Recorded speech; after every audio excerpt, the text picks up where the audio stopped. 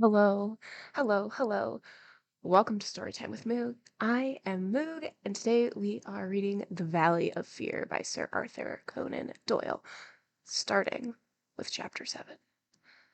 But first, reading recap. Yeah, okay, so we're starting chapter 7 today. What has already happened? Holmes and good old Sherlock get a message, a coded message in the mail. And they don't have the key for it. And then they get a separate letter that from this guy named, I don't remember his name, Prolock. That's not it. Porflock. It's something that starts with a P and ends in lock. But he mails another letter to say, like, I was totally going to give you the key, but things are dangerous. I can't do it. So Sherlock and Watson figure out the cipher anyway, and they find out that somebody named Mr. Douglas, or somebody named Douglas at Burlstone, is in danger.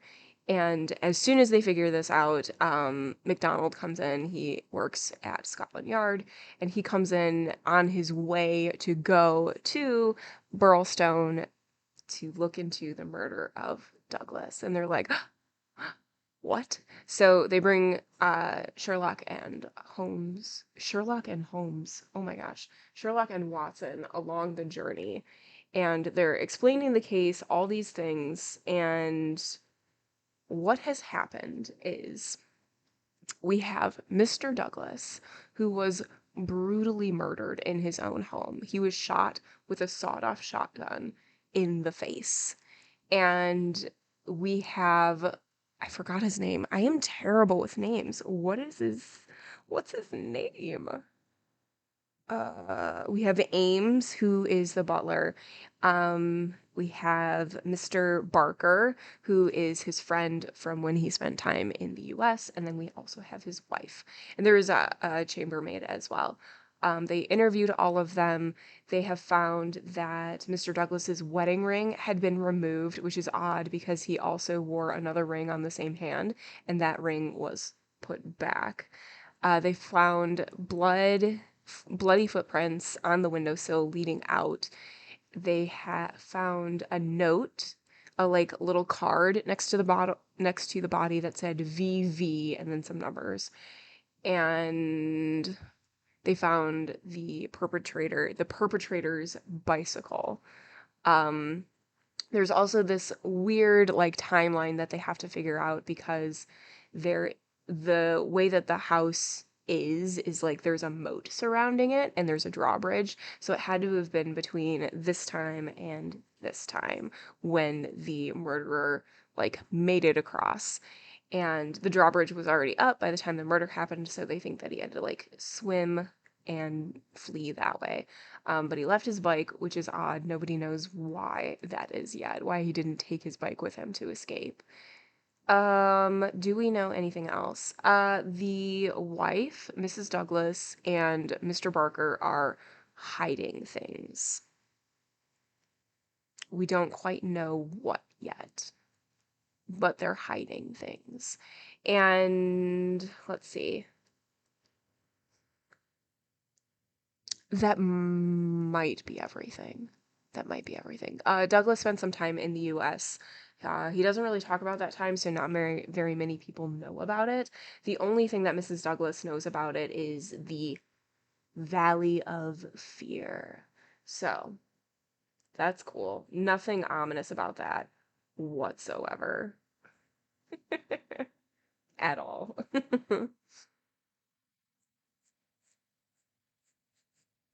And I think that's it.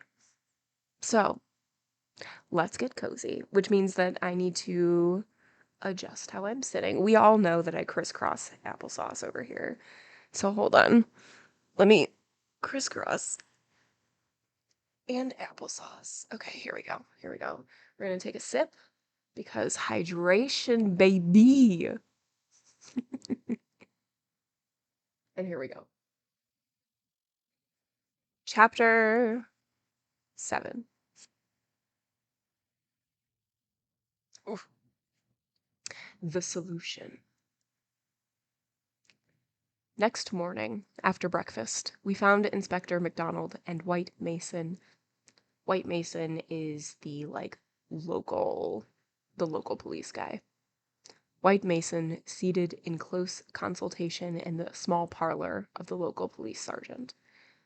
On the table in front of them were piled a number of letters and telegrams, which they were carefully sorting and docketing. 3 had been placed on one side. "Still on track of the elusive bicyclist?" Holmes asked cheerfully. "What is the latest news of the ruffian?" For the bicycle, they went around to different hotels and inns to see if anybody recognized it, and there was a place that did recognize it, and they gave a description of a guy who is so generic, just extremely generic and normal, so that didn't really lead them anywhere. MacDonald pointed ruefully to his heap of correspondence. "He is at present reported from Leicester, Nottingham, Southampton, Derby, Eastham, Richmond, and 14 other places. In 3 of them, Eastham, Leicester, and Liverpool, there is a clear case against him, and he has actually been arrested. The country seems to be full of the fugitives with yellow coats." "Dear me," said Mr. Holmes sympathetically. "Now, Mr. Mac, and you, Mr. White Mason, I wish to give you a very earnest piece of advice. When I went into this case with you, I bargained, as you will no doubt remember, that I should not present you with half-proven theories, but that I should retain and work out my own ideas until I had satisfied myself that they were correct. For this reason, I am not at the present moment telling you all that is in my mind. On the other hand, I said that I would play the game fairly by you, and I do not think it is a fair game to allow you for one unnecessary moment to waste your energies upon a profitless task. Therefore, I am here to advise you this morning, and my advice to you is summed up in 3 words. Abandon the case." Ooh. Oh. MacDonald and White Mason stared in amazement at their celebrated colleagues. "You consider it hopeless?" cried the inspector. "I consider your case to be hopeless. I do not consider that it is hopeless to arrive at the truth. But this cyclist, he is not an invention. We have his description, his valise, his bicycle. The fellow must be somewhere. Why should we not get him? Yes, no doubt he is somewhere, and no doubt we shall get him. But I would not have you waste your energies in Eastham or Liverpool. I am sure that we can find some shorter cut to a result." "You are holding something back. It's hardly fair of you, Mr. Holmes." The inspector was annoyed. "You know my method of work, Mr. Mac, but I will hold it back for the shortest time, if possible. I only wish to verify my details in one way, which can very readily be done, and then I make my bow and return to London, leaving my results entirely at your service. I owe you too much to act otherwise, for in all my experience I cannot recall any more singular and interesting study." "This is clean beyond me, Mr. Holmes. You saw when we saw you when we returned from Tunbridge Well last night, and you were in general agreement with our results. What has happened since then to give you a completely new idea of the case?" The night before, Holmes spent the night in the house where the murder happened, in the Douglas house, and he didn't go with anybody else, and he brought Watson's umbrella. And then he came back and hasn't said anything to anybody about what he knows. So clearly things have changed. Ugh. I can only give you a very general answer to that for the moment. By the way, I have been reading a short but clear and interesting account of the old building, purchasable at the modest sum of 1 penny from the local tobacconist. Here Holmes drew a small tract, embellished with a rude engraving of the ancient manor house, from his waistcoat pocket. "It immensely adds to the zest of this investigation, my dear Mr. Mac. when one is in conscious sympathy with the historical atmosphere of one's surroundings. Don't look so impatient, for I assure you that even so bald an account as this raises some sort of picture of the past in one's mind. Permit me to give you a sample. Erected in the 5th year of the reign of James I, and standing upon the site of a much older building, the manor house of Burlstone presents one of the finest surviving examples of the moated Jacobean residence. You are making fools of us, Mr. Holmes.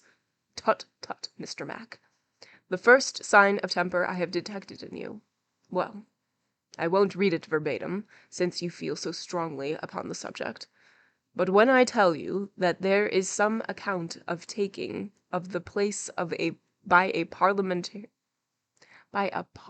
parliamentary colonel in 1644 of the concealment of Charles for several days in the course of the Civil War, and finally of a visit there by the second George, you will admit that there are various associations of interest connected with this ancient house.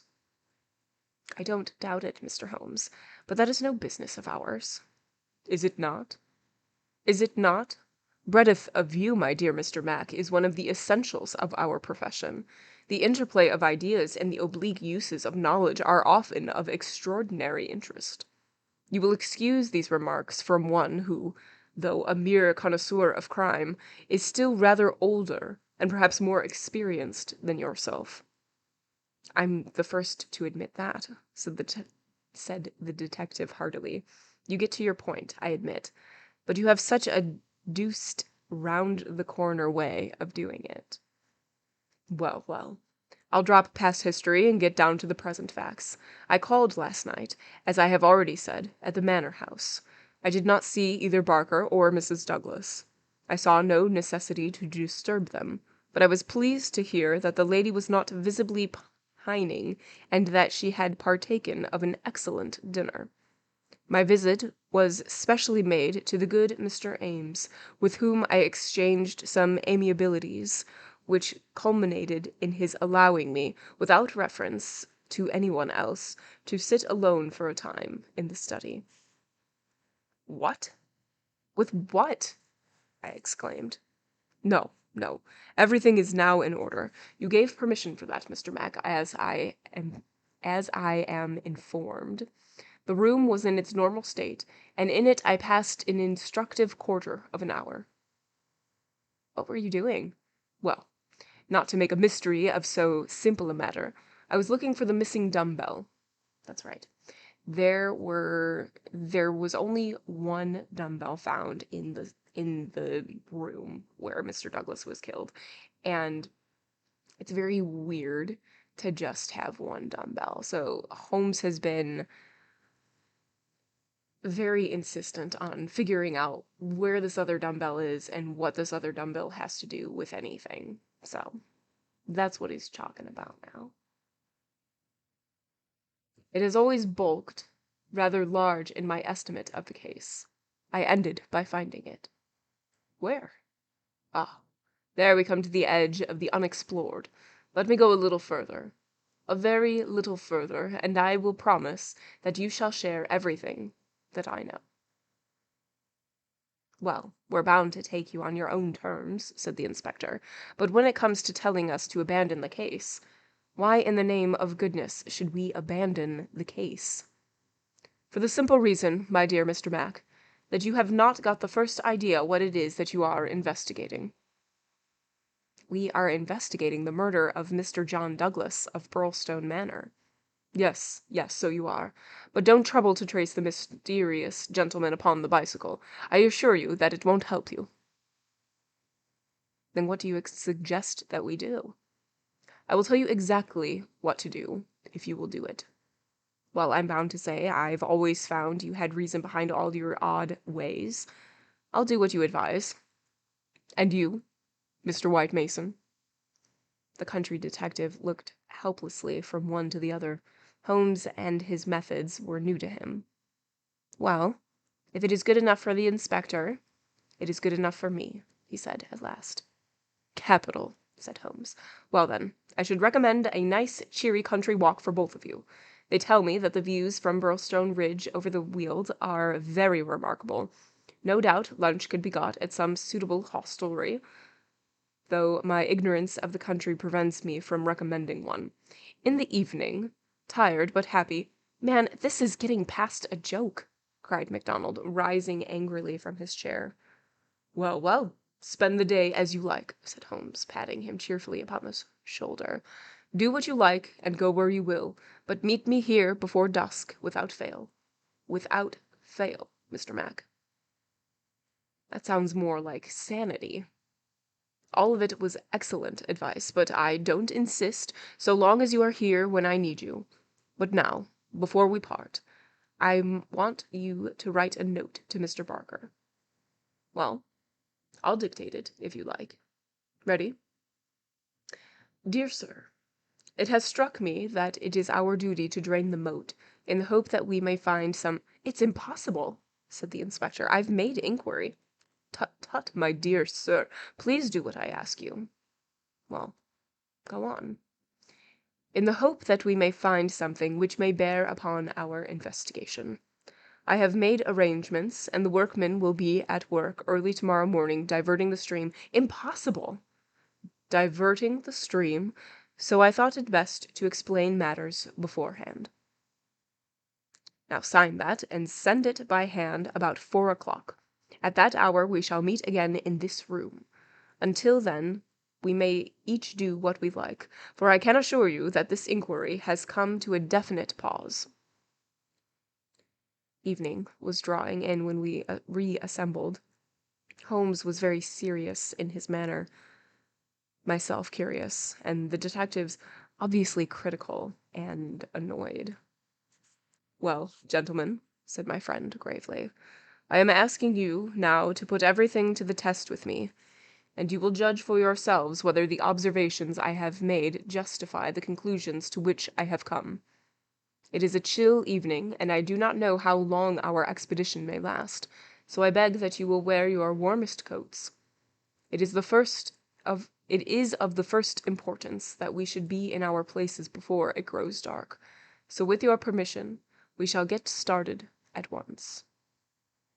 We passed along the outer bounds of the manor house park until we came to a place where there was a gap in the rails which fenced it. Through this we slipped, and then in the gathering gloom we followed Holmes until we had reached a shrubbery which lies nearly opposite to the main door and the drawbridge. The latter had not been raised. Holmes crouched down behind the screen of laurels, and we all three followed his example. Well, what are we to do now? Asked MacDonald with some gruffness. Possess our souls in patience, and make as little noise as possible, Holmes answered. What are we here for at all? I really think that you might treat us with more frankness. Holmes laughed. Watson insists that I am the dramatist in real life, he said. Some touch of the artist wells up within me and calls insistently for a well-staged performance. Surely our profession, Mr. Mac, would be a drab and sordid one if we did not sometimes set the scene so as to glorify our results. The blunt accusation, the brutal tap upon the shoulder.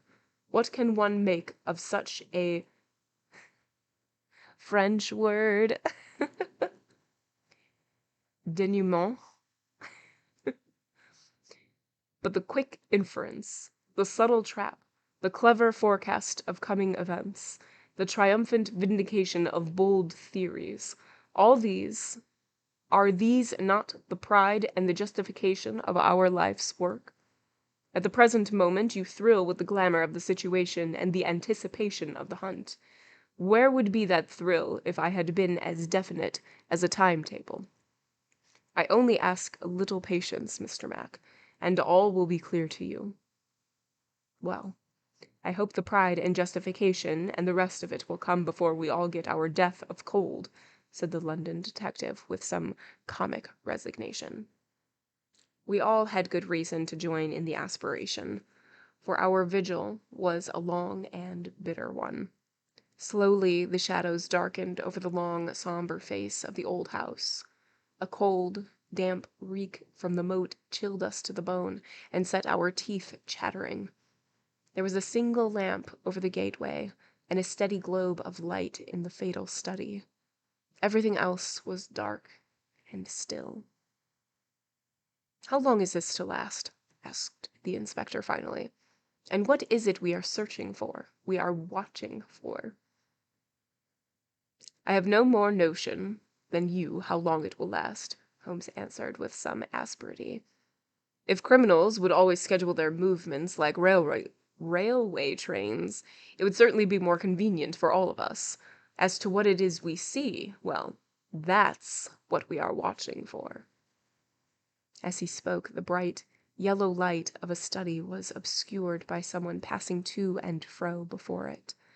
The laurels among which we lay were immediately opposite the window, and not more than 100 feet from it. Presently, it was thrown open with a whining of hinges, and we could dimly see the dark outline of a man's head and shoulders looking out into the gloom. For some minutes he peered forth in furtive, stealthy fashion, as one who wishes to be assured that he is unobserved. Then he leaned forward, and in the intense silence we were aware of a soft lapping of agitated water. He seemed to be stirring up the moat with something which he held in his hand. Then suddenly he hauled something in as a fisherman lands a fish, some large, round object which obscured the light as it was dragged through the open casement. "Now!" cried Holmes. "Now!" We were all upon our feet, staggering after him with our stiffened limbs, while he ran swiftly across the bridge and rang violently at the bell. There was the rasping of bolts from the other side, and the amazed Ames stood in the entrance. Holmes brushed him aside without a word, and, followed by all of us, rushed into the room which had been occupied by the man whom we had been watching. The oil lamp on the table represented the glow which we had seen from outside. It was now in the hand of Cecil Barker, who held it towards us as we entered. Its light shone upon his strong, resolute, clean-shaven face and his menacing eyes. "What the devil is the meaning of all of this?" he cried. "What are you after, anyhow?" Holmes took a swift glance about, and then pounced upon a sodden bundle tied together with cord which lay where it had been thrust under the writing-table. "This is what we are after, Mr. Barker, this bundle, weighted with a dumbbell, which you have just raised from the bottom of the moat." Barker stared at Holmes with amazement in his face. "How in thunder came you to know anything about it?" he asked. "Simply that I put it there." "You put it there? You?" "Perhaps I should have replaced it there," said Holmes.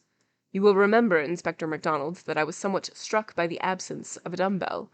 I drew your attention to it, but by the pressure of other events you had hardly the time to give it the consideration which would have enabled you to draw deductions from it. When water is near and a weight is missing, it is not a very far-fetched supposition that something has been sunk in the water.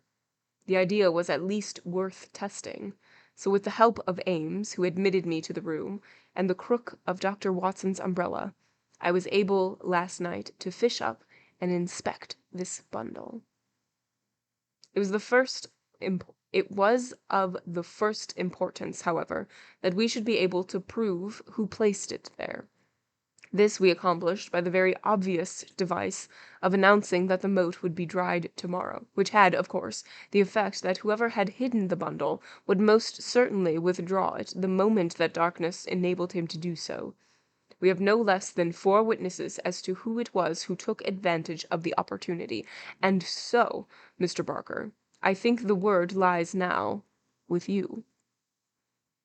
Sherlock Holmes put the stopping bundle upon the table beside the lamp and undid the cord which bound it. From within he extracted a dumbbell, which he tossed down to its fellows in the corner. Next he drew forth a pair of boots. "American, as you perceive," he remarked, pointing to the toes. Then he laid upon the table a long, deadly, sheathed knife. Finally, he unraveled a bundle of clothing, comprising a complete set of underclothes, socks, a gray tweed suit, and a short yellow overcoat. "The clothes are commonplace," remarked Holmes, "save only the overcoat, which is full of suggestive touches." He held it tenderly towards the light. "Here, as you perceive, is the inner pocket prolonged into the lining in such fashion as to give ample space for the truncated fowling piece. The tailor's tab is on the neck. Neil Outfitter, Vermissa, USA. I have spent an instructive afternoon in the rector's library, and have enlarged my knowledge by adding the fact that Vermissa is a flourishing little town at the head of one of the best-known coal and iron valleys in the United States. I have some recollection, Mr. Barker, that you associated the coal districts with Mr. Douglas's first wife, and it would surely not be too far-fetched to an inference that the VV upon the card by the dead body might stand for Vermissa Valley, or that this very valley which sends forth emissaries of murder may be that valley of fear of which we have heard. So much is fairly clear. And now, Mr. Barker, I seem to be standing rather in the way of your explanation." It was a sight to see Cecil Barker's expressive, oh man, reading's hard sometimes. It was a sight to see Cecil Barker's expressive face during this exposition of the great detective.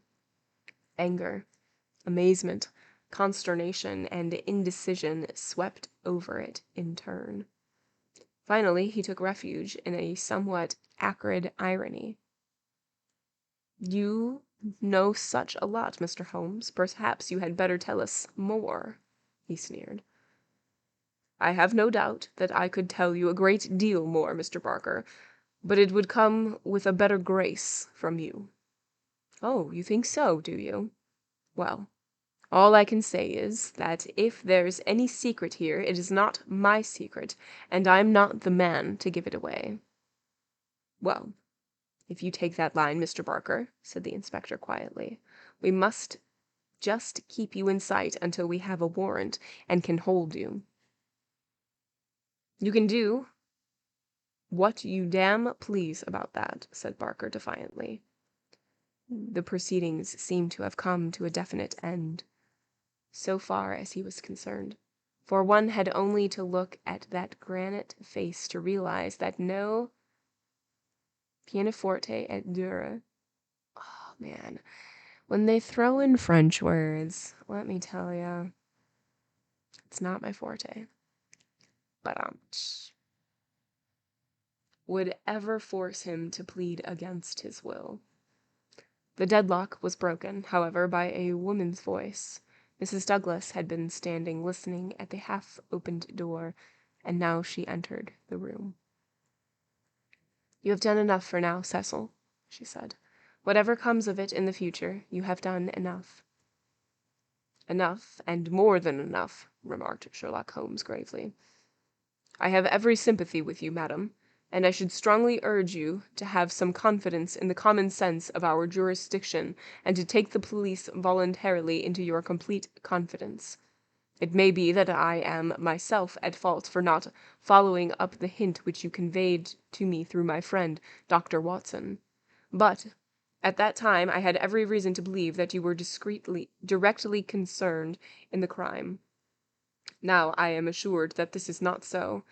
At the same time, there is much that is unexpected, and I should strongly recommend that you ask Mr. Douglas to tell us his own story."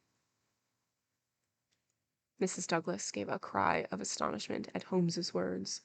The detective, and I must have echoed it when we were... I'm going to start that over. Baguette, croissant, omelette au fromage. Exactly. You guys are practically fluent. Amazing.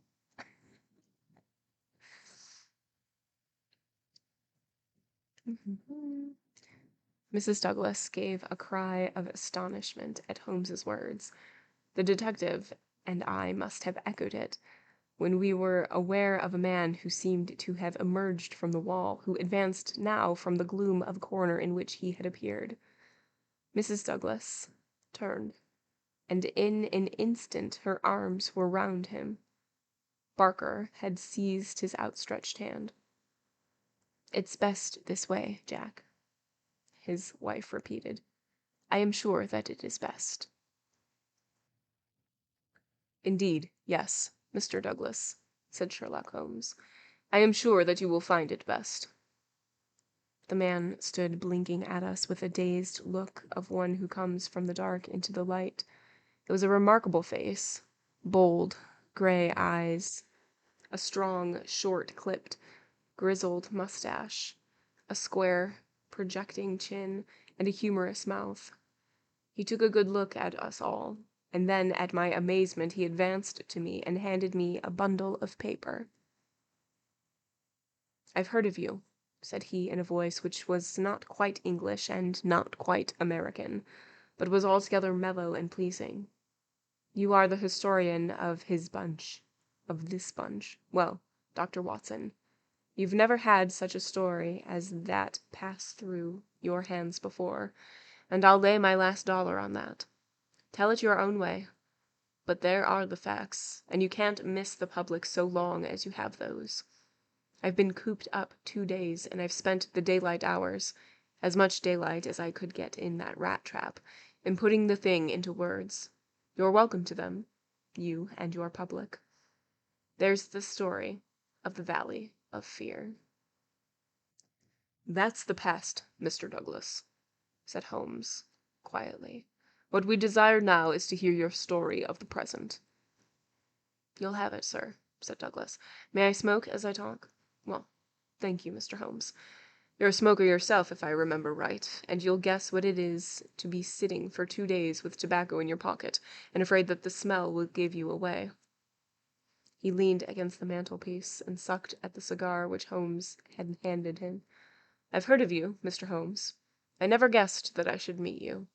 But before you are through with that," he nodded to my papers, "you will say I've brought you something fresh." Inspector MacDonald had been staring at the newcomer with the greatest amazement. "Well, this fairly beats me," he cried at last. "If you are Mr. John Douglas of Burlstone Manor, then whose death have we been investigating for these 2 days, and where in the world have you sprung from now? You seem to me to come out of the floor like a jack-in-the-box." "What? What? So he's Douglas? I'm with the inspector on this. What? Where did you come from? Who was the dead guy? What is happening?" "Ah, Mr. Mac. Ah, yes, here comes Sherlock Holmes to make us feel like nincompoops for not figuring out something so obvious." Huh. Okay. "Ah, Mr. Mac," said Holmes, shaking a reproving forefinger, "you would not read that excellent local compilation which described the concealment of King Charles. People did not hide in those days without excellent hiding places, and the hiding place that has once been used may be again. I had persuaded myself that we should find Mr. Douglas under this roof." "And how long have you been playing this trick upon us, Mr. Holmes?" said the inspector, angrily. "How long have you allowed us to waste ourselves upon a search that you knew to be an absurd one?" "Not 1 instant, my dear Mr. Mac. Only last night did I form my views of the case, as they could not be put to the proof until this morning. I invited you and your colleague to take a holiday for the day. Pray, what more could I do? When I found the suit of clothes in the moat, it at once became apparent to me that the body we had found could not have been the body of Mr. John Douglas at all, but must be that of the bicyclist from Turnbridge Wells. No other conclusion was possible. Therefore, I had to determine where Mr. John Douglas himself could be, and the balance of probability was that with the connivance of his wife and his friend he was concealed in a house which had such conveniences for a fugitive, and awaiting quieter times when he could make his final escape. Okay, so the dead person is the bicyclist. That would explain why the yellow coat was there, because the bicyclist was described as having, excuse me, a big yellow coat, and why the bicycle was still there when the murderer could have just used the bicycle to get away. He couldn't because he was dead. Cool. Okay, got it. Well, you figured it out about right, said Douglas approvingly. I thought I'd dodged your British law, for I was not sure how I stood under it. And also I saw my chances to throw these hounds once for all off my track. Mind you, from first to last I have done nothing to be ashamed of, and nothing that I would not do again. But you'll judge that for yourself when I tell you my story. Never mind warning me, Inspector. I'm ready to stand pat upon the truth. I'm not going to be in a beginning. That's all there. He indicated my bundle of papers. And a mighty odd yarn you'll find it. It all comes down to this, that there are some men that have good cause to hate me, and would give their last dollar to know that they had got me. So long as I am alive, and they are alive, there is no safety in this world for me. They hunted me from Chicago to California. Then they chased me out of America. But when I married and settled down in this quiet spot, I thought my last years were going to be peaceable. I never explained to my wife how things were. Why should I pull her into it?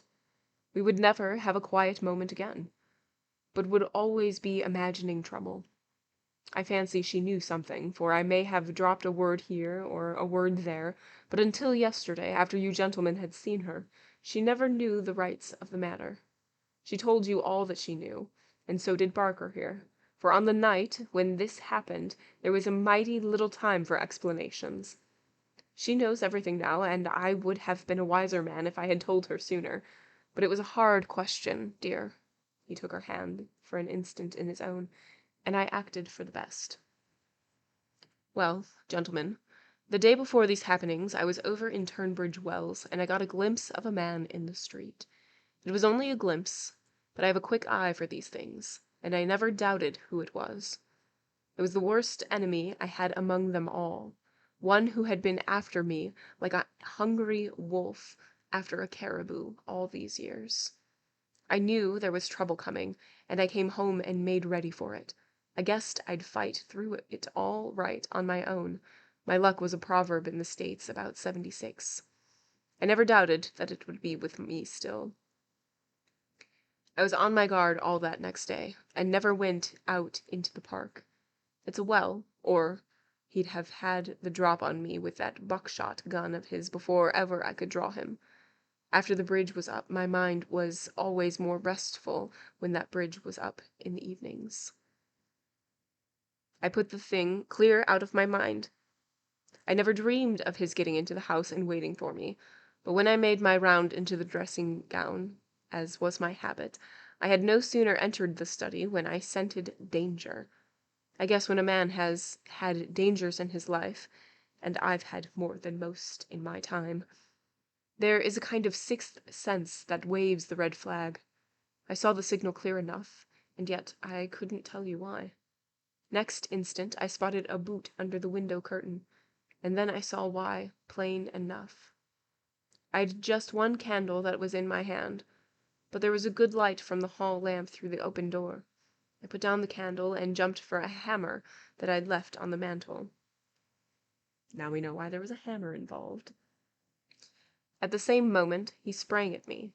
I saw the glint of a knife, and I slashed at him with the hammer.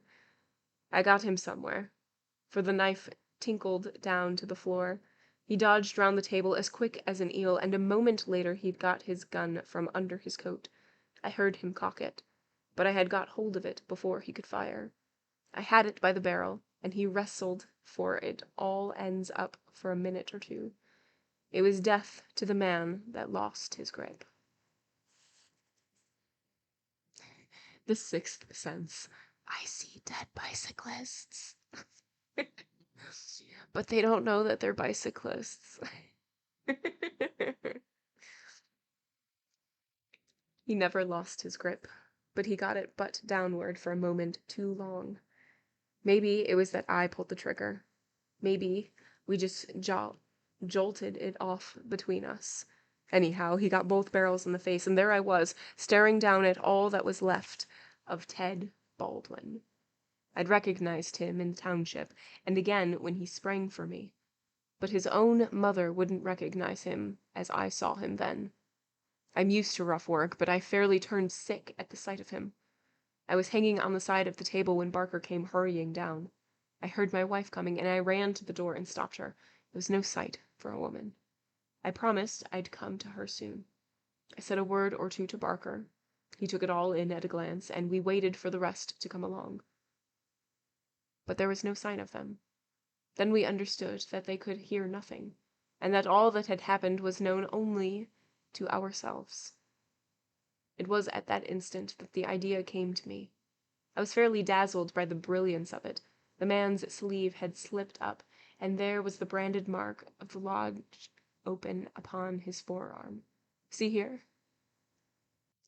The man whom we had known as Douglas turned up his own coat and cuff to show a brown triangle within a circle exactly like that which we had seen upon the dead man. It was the sight of that which started me on it. I seemed to see it all clear at a glance. There were his height and hair and figure about the same as my own. No one could swear to his face. Poor devil. I brought down this suit of clothes, and in a quarter of an hour Barker and I put my dressing gown on him, and he lay as you found him. We tied all his things into a bundle, and I weighted them with the only weight I could find, and put them through the window. The card he had meant to lay upon my body was lying beside his own. My rings were put on his finger, but when it came to the wedding ring, he held out his muscular hand. You can see for yourselves that I had struck the limit. I have not moved it since the day I was married, and it would have taken a file to get it off. I don't know, anyhow, that I should have cared to part with it, but if I had wanted to, I couldn't. So we just had to leave that detail to take care of itself. On the other hand, I brought a bit of plaster down and put it where I was wearing one myself at this instant. You slipped up there, Mr. Holmes, clever as you are, for if you had chanced to take off that plaster, you would have found no cut underneath it. So the explanation of the plaster being on his face was that Mr. Douglas, had cut himself shaving earlier that day, and the butler was able to say this. Well, that was the situation. If I could lie low for a while, and then get away, where I could be joined by my widow, we should have a chance at last of living in peace for the rest of our lives. These devils would give me no rest so long as I was above ground, but if they saw in the papers that Baldwin had got his man, there would be an end to all of my troubles. I hadn't much time to make it all clear to Barker and to my wife, but they understood enough to be able to help me. I knew all about this hiding place. So did Ames. But it never entered his head to connect it with the matter. I retired into it, and it was up to Barker to do the rest. I guess you can fill in for yourselves what he did. He opened the window and made the mark on the sill to give an idea of how the murderer escaped. It was a tall order, that, but as the bridge was up, there was no other way. Then, when everything was fixed, he rang the bell for all he was worth. What happened afterward, you know. And so, gentlemen, you can do what you please, but I have told you the truth and the whole truth, so help me God. What I ask you now is, how do I stand by the English law? There was a silence which was broken by Sherlock Holmes. The English law is the main, a just law. Hold on, that was worded so weird. Let me say that again. The English law is in the main a just law. There we go. You will get no worse than your deserts for that, Mr. Douglas. But I would ask you, how did this man know that you lived here? Or how to get into your house? Or where to hide to get you? I know nothing of this. Holmes's face was very white and grave. The story is not over yet, I fear, said he. You may find worse dangers than the English law, or even than your enemies from America. I see trouble before you, Mr. Douglas. You'll take my advice, and still be on your guard. And now, my long-suffering readers, I will ask you to come away with me for a time, far from the Sussex Manor House of Burlstone, and far also from the year of grace in which we made our eventful journey, which ended with the strange story of the man who had been known as John Douglas. I wish you to journey back some 20 years in time, and westward some thousands of miles in space, that I may lay before you a singular and terrible narrative. So singular and so terrible that you may find it hard to believe that even as I tell it, even so did it occur. Do not think that I intrude one story before another is finished. As you read on, you will find that this is not so. And when I have detailed those distant events and you have solved this mystery of the past, we shall meet once more in those rooms on Baker Street, where this, like so many other wonderful happenings, will find its end. End of chapter 7 and end of part 1.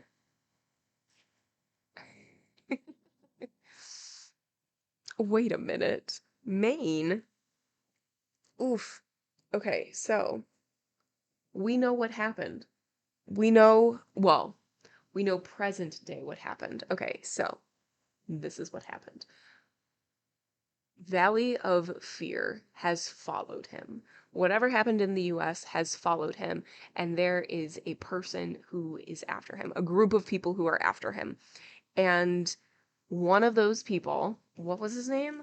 I don't even remember. Hold on. Baldwin. Tom? Ted.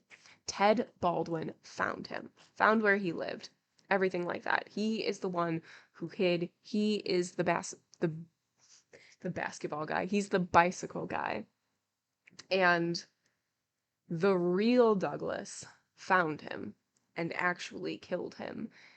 And they staged his death to look like Douglas died so that Douglas could live peaceably with his widow, with his actual wife.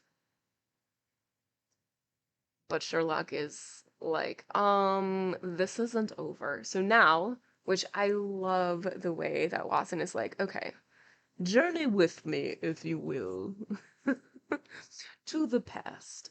So now we're going back into the past, back 20 years, and we'll see what happens. Something so singular, so terrible. I'm excited what it is. And then we're gonna meet back up. We're gonna meet right back up in Baker Street in the present day. So that's cool.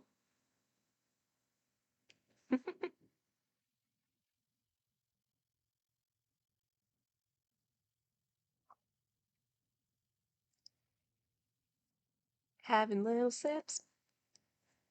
Okay. Are we ready for part 2? Are we ready to go back in time? Let's do it. Part 2. The Scourers. What? Scourers.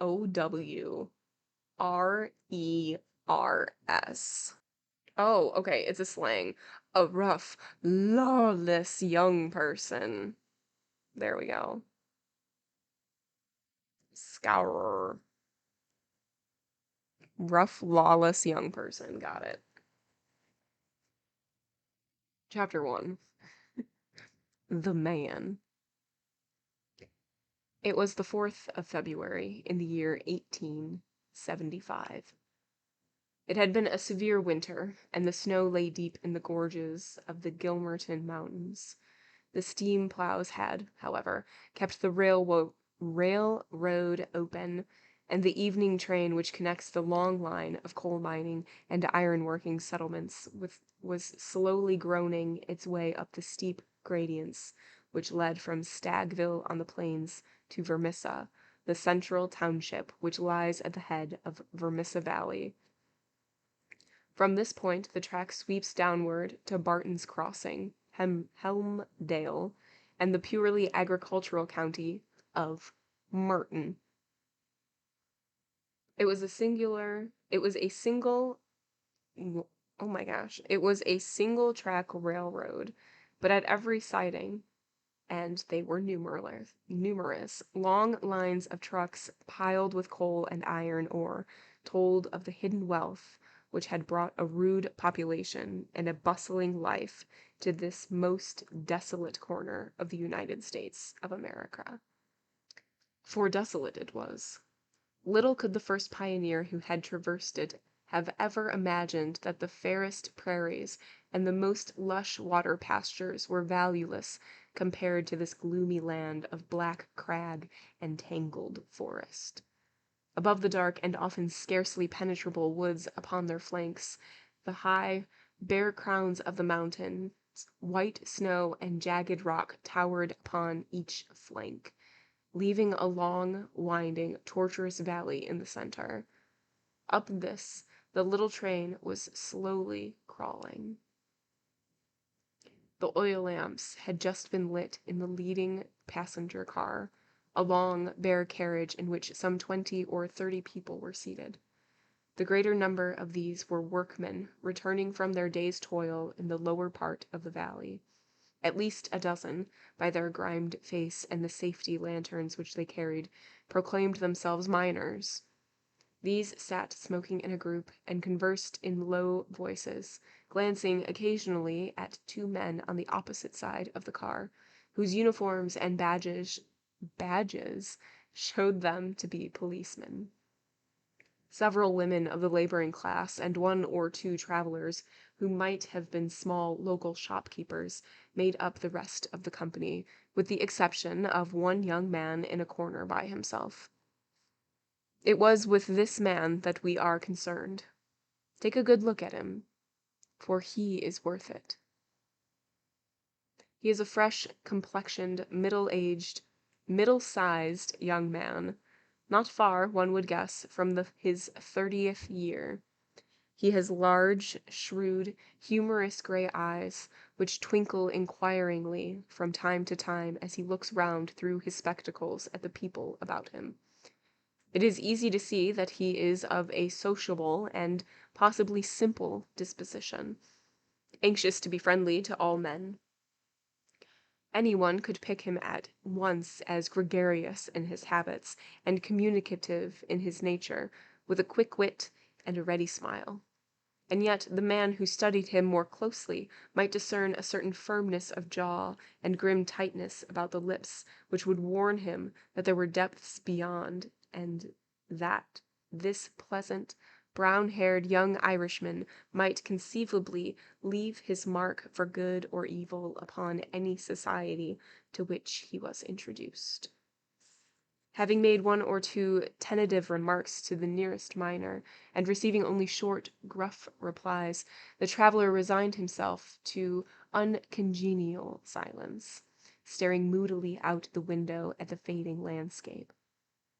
It was not a cheering prospect. Through the growing gloom there pulsed the red glow of the furnaces on the sides of the hills. Great heaps of slag and dumps of cinders loomed up on each side, with the high shafts of the collieries towering above them. Huddled groups of men, of mean wooden houses, the windows of which were beginning to outline themselves in light, were scattered here and there along the line, and the frequent halting places were crowded with their swarthy inhabitants. The iron and coal valleys of the Vermissa district were no resorts for the leisured or the cultured. Everywhere there were stern signs of the crudest battle of life, and the rude work to be done, and the rude, strong workers who did it. The young traveler gazed out into this dismal country with a face of mingled repulsion and interest, which showed that the scene was new to him. At intervals he drew from his pocket a bulky letter to which he referred, and on the margins of which he scribbled some notes. Once from the back of his waist he produced something which one would hardly have expected to find in the possession of so mild-mannered a man. It was a navy revolver of the largest size. As he turned it slantwise to the light, the glint upon the rims of the copper shells within the drum showed that it was fully loaded. He quickly restored it to his secret pocket, but not before it had been observed by a working man who had seated himself upon the adjoining bench. "Hello, mate," said he. "You seem healed and ready." The young man smiled with an air of embarrassment. "Yes," said he. "We need them sometimes in the place I come from." "And where may that be?" "I'm from Chicago." "Stranger in these parts?" "Yes." "And you may find you need it here," said the workman. "Ah, is that so?" The young man seemed interested. "Have you heard nothing of doings hereabouts? Of doings hereabouts?" "Well, nothing out of the way. Why, I thought the country was full of it. You'll hear quick enough. What made you come here?" "I heard there was always work for a willing man." "Are you a member of the union?" "Sure." "Then you'll get your job, I guess. Have you any friends?" "Not yet, but I have the means of making them." "How's that, then?" "I am one of the eminent order of freemen. There's no town without a lodge, and where there is a lodge, I'll find my friends." The remark had a singular effect upon his companion. He glanced round suspiciously at the others in the car. The miners were still whispering among themselves. The two police officers were dozing. He came across, seated himself close to the young traveler, and held out his hand. "Put it there," he said. A hand grip passed between the two. "I see you speak the truth," said the workman. "But it's well to make certain." He raised his right hand to his right eyebrow. The traveler at once raised his left hand to his left eyebrow. "Dark nights are unpleasant," said the workman. "Yes, for strangers to travel," the other answered. "That's good enough. I'm Brother Scanlon, Lodge 341, Vermissa Valley. Good to see you in these parts." "Thank you. I'm Brother John McMurdo, Lodge 29, Chicago. Bodymaster J. H. Scott, but I am in luck to meet a brother so early." I'm trying to think if we know the other names, like if we've heard them before. I don't know. I don't remember. Bodymaster. I remember that name from like earlier, but I don't remember why. Well, there are plenty of us about. You won't find the order more flourishing anywhere in the States than right here in Vermissa Valley.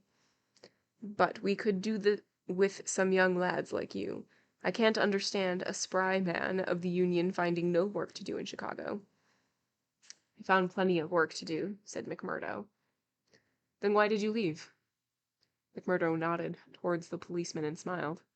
"I guess those chaps would be glad to know," he said. Scanlon groaned sympathetically. "In trouble?"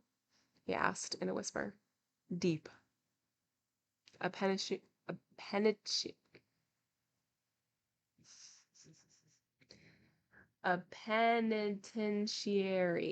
A penitentiary. There we go. I am struggling today. A penitentiary job. And the rest. Not a killing. It's early days to talk of such things, said McMurdo, with the air of a man who had been surprised into saying more than he intended. I've my own good reasons for leaving Chicago, and let that be enough for you. Who are you, and what should take it on yourself to ask such things? His gray eyes gleamed with sudden and dangerous anger from behind his glasses. All right, mate. No offense meant. The boys will think none the worse of you, whatever you may have done. Where are you bound for now? Vermissa. That's the third halt down the line. Where are you staying? McMurdo took out an envelope and held it close to the murky oil lamp. Here is the address. Jacob Shafter, Sheridan Street. It's a boarding house that was recommended by a man I knew in Chicago. Well, I don't think it. Well, I don't know it, but Vermissa is out of my beat. I live at Hobson's Path, and that's here where we are drawing up. But, say, there's one bit of advice I'll give you before we part. If you're in trouble in Vermissa, go straight to the Union House and see Boss McGinty. He is the bodymaster of Vermissa Lodge, and nothing can happen in these parts unless Black Jack McGinty wants it. So long, mate. Maybe we'll meet in Lodge one of these evenings. But mind my words, if you are in trouble, go to Boss McGinty. Okay, Bodymaster McGinty. We know this. It came up in the first part, like very early on. Was it in I think it was in a message. I think it was in one of the letters that Holmes and Watson received. Maybe. Maybe. Scanlon descended, and McMurdo was left once again to his thoughts. Night had now fallen, and the flames of the frequent furnaces were roaring and leaping in the darkness. Against their lurid background, dark figures were bending and straining, twisting and turning, with the motion of winch or of windlass, to the rhythm of an internal clank and roar. I guess hell must look something like that, said a voice. McMurdo turned and saw that one of the policemen had shifted in his seat and was staring out into the fiery waste. For that matter, said the other policeman, I allow that hell must be something like that. If there are worse devils down yonder than some we could name, it's more than I expect. I guess you are new to this part, young man? Well, what if I am? McMurdo answered in a surly voice. Just this, mister, that I should advise you to be careful in choosing your friends. I don't think I'd begin with Mike Scanlon or his gang if I were you. What the hell is it to you who my friends are? Roared McMurdo in a voice which brought every head in the carriage round to witness the altercation. Did I ask you for your advice, or did you think me such a sucker that I couldn't move without it?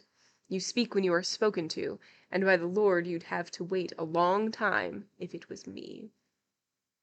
He thrust out his face and grinned at the patrolman like a snarling dog.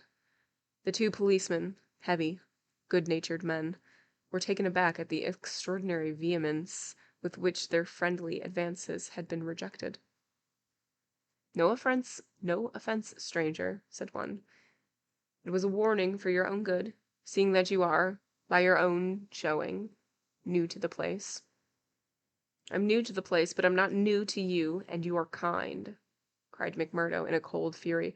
I guess you're the same in all places, shoving your advice in when nobody asks for it. Maybe we'll see more of you before very long, said one of the patrolmen with a grin. You're a real hand-picked one, if I am a judge. Was thinking the same, remarked the other. I guess we may meet again. Not afraid of you, and don't you think it, cried McMurdo. My name's Jack McMurdo, see? If you want me, you'll find me at Jacob Shafter's on Sheridan Street, Vermissa. So I'm not hiding from you, am I? Day or night, I dare to look the like of you in the face. Don't make any mistake about that. There was a murmur of sympathy and admiration from the miners at the dauntless demeanor of the newcomer, while the two policemen shrugged their shoulders and renewed a conversation between themselves.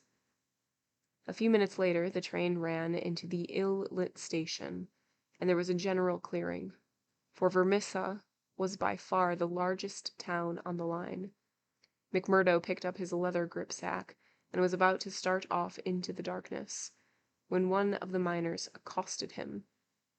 "By gar, mate, you know how to speak to the cops," he said in a voice of awe.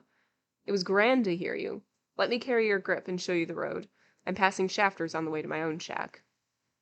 There was a chorus of friendly good nights from the other miners as they passed from the platform. Before ever he had set foot in it, McMurdo, the turbulent, had become a character in Vermissa. The country had been a place of terror, but the town was in its way even more depressing. Down that long valley there was at least a certain gloomy grandeur in the huge fires and the clouds of drifting smoke, while the strength and industry of man found lifting monuments in the hills which he had spilled by the side of his monstrous excavation. But the town showed a dead level of mean ugliness and squalor. The broad street was churned up by the traffic into a horrible rutted paste of muddy snow. The sidewalks were narrow and uneven. The numerous gas lamps served only to show more clearly a long line of wooden houses, each with its veranda facing the street, unkempt and dirty. As they approached the center of the town, the scene was brightened by a row of well-lit stores, and even more by a cluster of saloons and gaming houses in which the miners spent their hard-earned but generous wages. "That's the Union House," said the guide, pointing to one saloon which rose almost to the dignity of being a hotel. "Jack McGinty is the boss here." "What sort of man is he?" McMurdo asked. "What? Have you never heard of the boss?" "How could I have heard of him when you know that I am a stranger in these parts?" "Well, I thought his name was known clear across the country. It's been in the papers often enough." "What for?" "Well," the miner lowered his voice, "over the affairs." "What affairs? Good Lord, mister, you are odd, if I must say it without offense. There's only one set of affairs that you'll hear of in these parts, and that's the affairs of the Scrourers. The hooligans!" "Why, I seem to have read of the Scrourers in Chicago. A gang of murderers, are they not?" "Hush, on your life!" cried the miner, standing still in alarm and gazing in amazement at his companion. "Man, you won't live long in these parts if you speak in the open street like that. Many a man has had the life beaten out of him for less." "Well, I know nothing about them. It's only what I have read. And I'm not saying that you have not read the truth." The man looked nervously round him as he spoke, peering into the shadows as if he feared to see some lurking danger. "If killing is murder, then God knows there is murder and to spare. But don't you dare to breathe the name of Jack McGinty in connection with it, stranger. For every whisper goes back to him, and he is not one that is likely to let it pass. Now, that's the house you're after. That one standing back from the street. You'll find old Jacob Shafter there runs it, as honest a man as lives in this town." "I thank you," said McMurdo, and shaking hands with his new acquaintance, he plodded, gripsack in hand, up the path which led to the dwelling house, at the door of which he gave a resounding knock. It was opened at once by someone very different from what he had expected. It was a woman, young and singularly beautiful. She was of the German type, blonde and fair-haired, with the piquant contrast of a pair of beautiful dark eyes with which she surveyed the stranger with surprise and a pleasing embarrassment which brought a wave of color over her pale face. Framed in the bright light of the open doorway, it seemed to McMurdo that he had never seen a more beautiful picture, the more attractive for its contrast with the sordid and gloomy surroundings.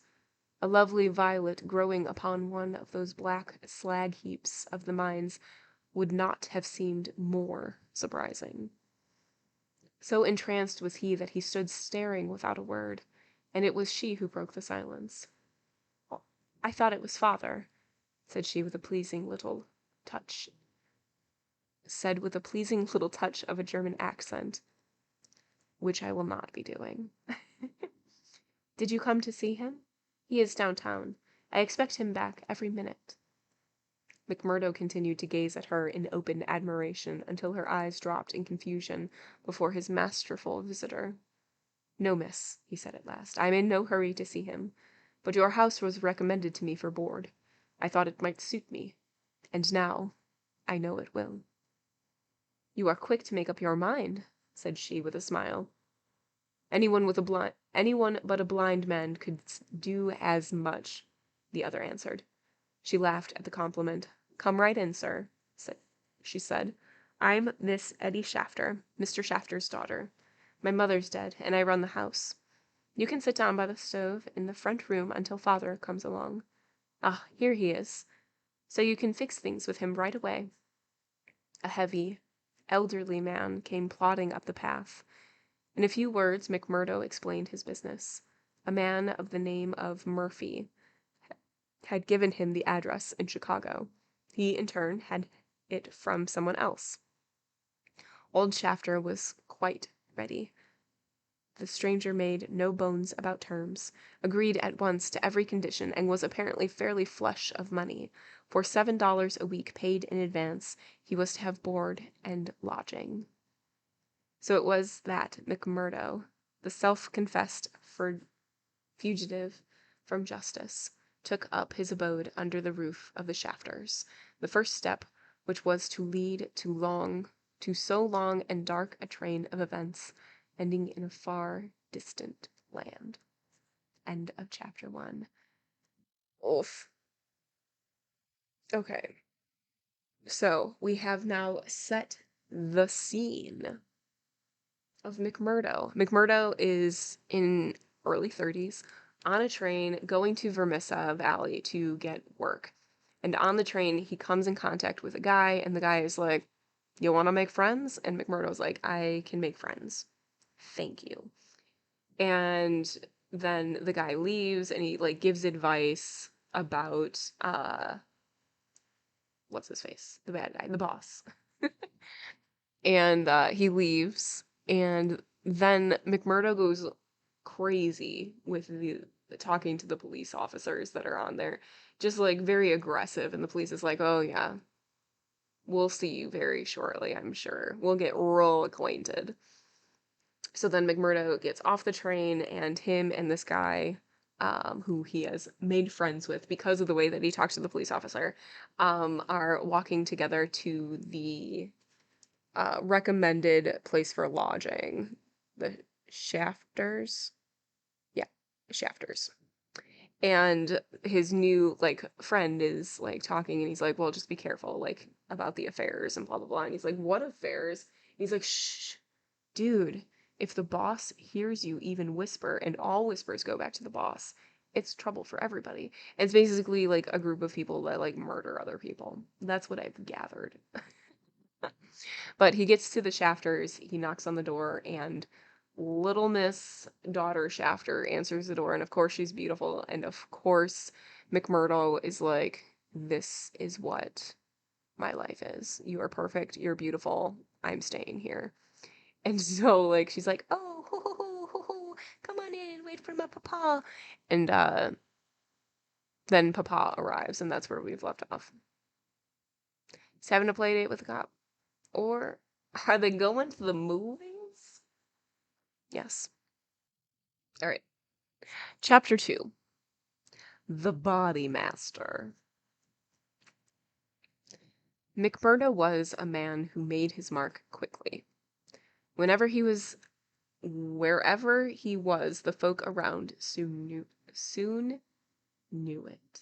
I just need to slow down. That's what's going on here. Within a week, he had become infinitely the most important person at Shafters. There were 10 or a dozen boarders there, but they were honest foremen or commonplace clerks from the stores, of a very different caliber from the young Irishman. Of an evening when they gathered together, his joke was always the readiest, his conversation the brightest, and his song the best.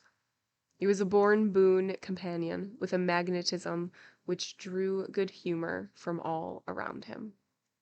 And yet he showed again and again, as he had shown in the railway carriage, a capacity for sudden, fierce anger, which compelled the respect and even the fear of those who met him. For the law, too, and all who were connected with it, he exhibited a bitter contempt which delighted some and alarmed others of his fellow boarders. From the first he made it evident, by his open admiration, that the daughter of the house had won his heart from the instant that he had set eyes upon her beauty and her grace. He was no backwater suitor. On the second day he told her that he loved her. That's moving real fast. And from then onward he repeated the same story with an absolute disregard of what she might say to discourage him. "Someone else?" he would cry. "Well, the worse luck for someone else. Let him look out for himself. Am I to lose my life's chance and all my heart's desire for someone else? You can keep on saying no, Eddie. The day will come when you will say yes, and I'm young enough to wait." He was a dangerous suitor, with his glib Irish tongue and his pretty, coaxing ways. There was about him that glamour of experience and of mystery which attracts a woman's interest and finally her love. He could talk of the sweet valleys of County Monaghan from which he came, of the lovely distant island, the low hills and green meadows of which seemed the more beautiful when imagination viewed them from his place of grime and snow. That sounds terrible. This place really sounds miserable and upsetting. Then he was versed in the life of the cities of the North, of Detroit, and the lumber camps of Michigan, and finally of Chicago, where he had worked in a planing mill. And afterwards came the hint of romance, the feeling that strange things had happened to him in that great city, so strange and so intimate that they might not be spoken of. He spoke wistfully of a sudden leaving, a breaking of old ties, a flight into a strange world, ending in this dreary valley, and Eddie listened, her dark eyes gleaming with pity and with sympathy, those two qualities which may turn so rapidly and so naturally to love. McMurdo had obtained a temporary job as bookkeeper, for he was a well-educated man. This kept him out most of the day, and he had not found occasion yet to report himself to the head of the lodge of the Eminent Order of Freemen. He was reminded of his omission, however, by a visit one evening from Mike Scanlon, the fellow member whom he had met in the train. Scanlon, the small, sharp-faced, nervous, black-eyed man, seemed glad to see him once more. After a glass or two of whiskey, he broached the subject of his visit. "Say, McMurdo," said he, "I remembered your address, so I made bold to call. I'm surprised that you've not reported to the bodymaster. Why haven't you seen Boss McGinty yet?" "Well, I had to find a job. I've been busy." "You must find time for him if you have none for nothing else." "Good Lord, man, you're a fool not to have been down to the Union House and registered your name in the first morning after you came here. If you run against him, well, you mustn't, that's all." McMurdo showed mild surprise. "I've been a member of the lodge for over 2 years, Scanlon, but I never heard that duties were so pressing as all that." "Maybe not in Chicago." "Well, it's the same society here." "Is it?" Scanlon looked at him long and fixedly. There was something sinister in his eyes. "Isn't it?" "You'll tell me that in a month's time. I hear you had talk with a patrolman after I left the train." "How did you know that?" "Oh, it got about. Things do get about for good and for bad in this district." "Well, yes, I told the hounds what I thought of them."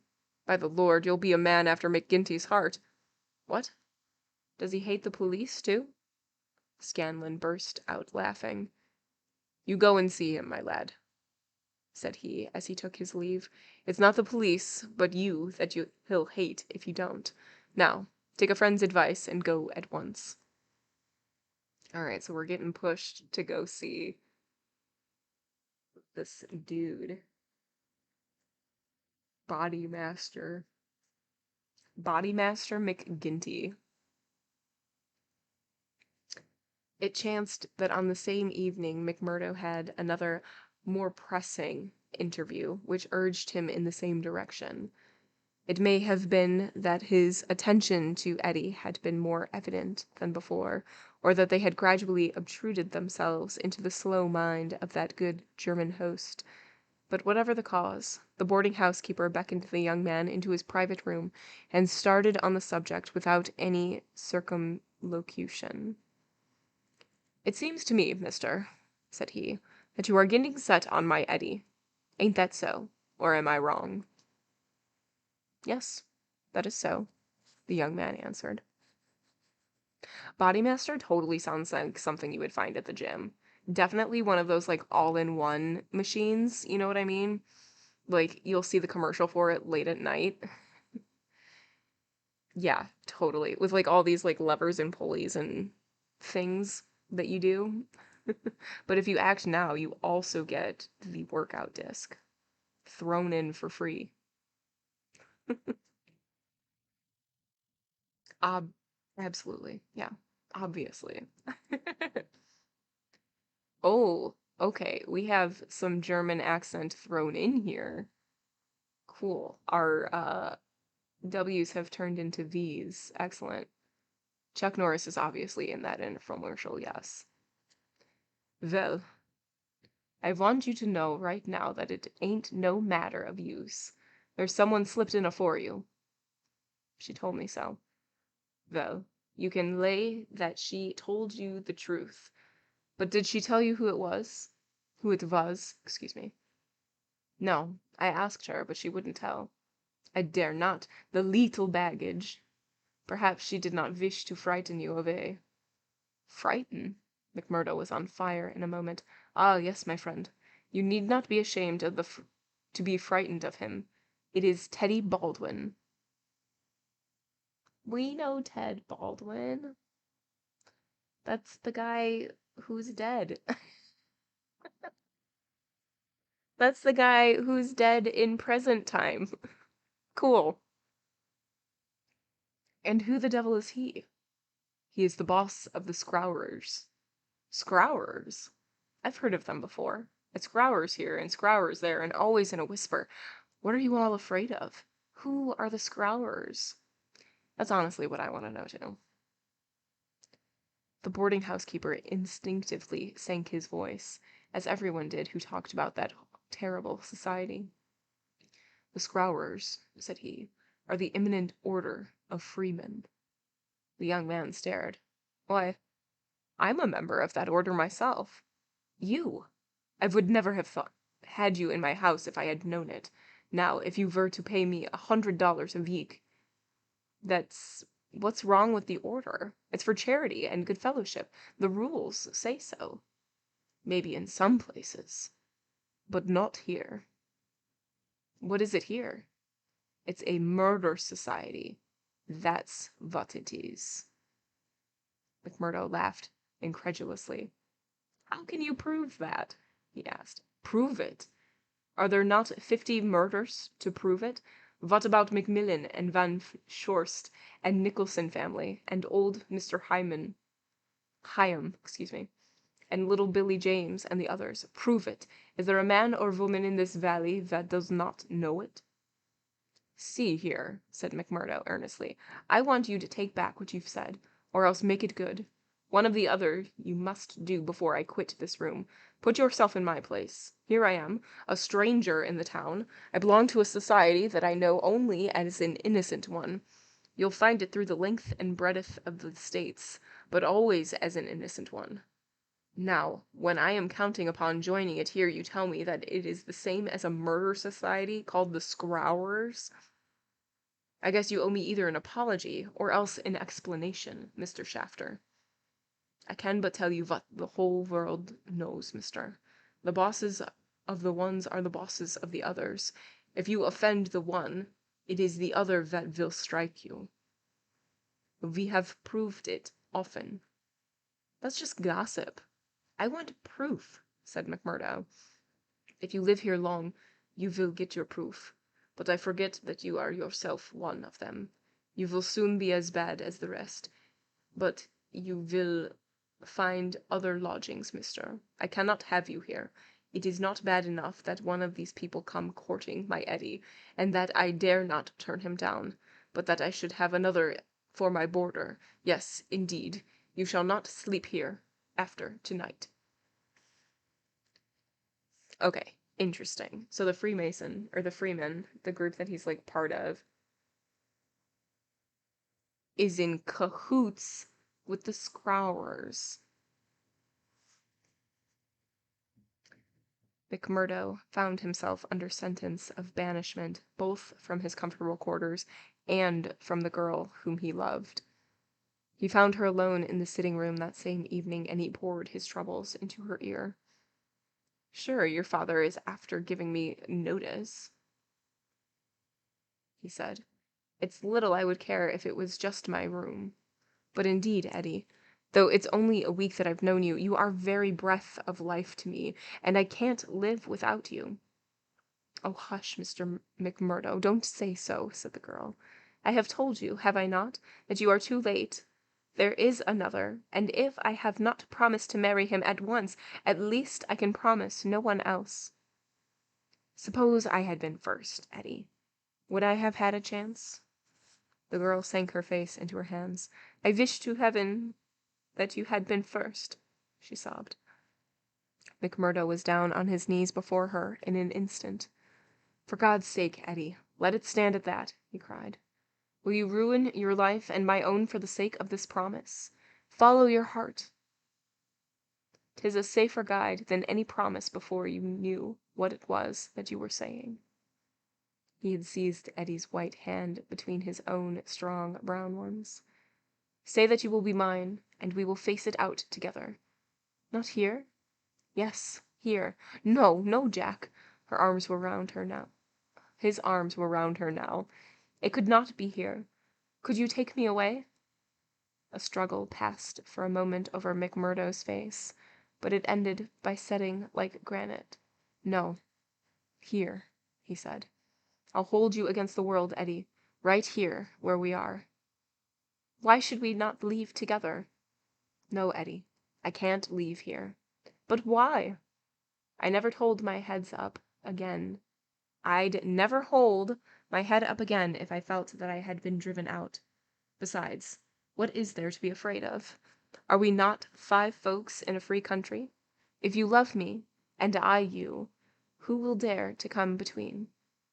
"You don't know, Jack. You've been here too short a time. You don't know this Baldwin. You don't know McGinty and his Scrourers."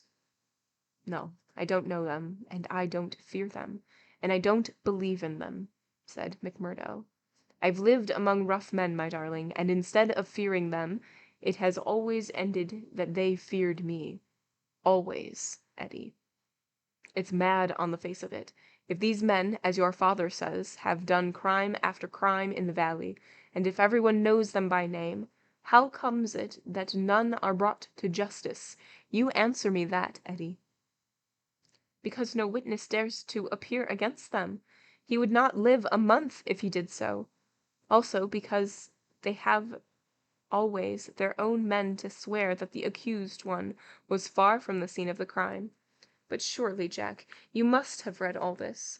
I had understood that every paper in the United States was writing about it."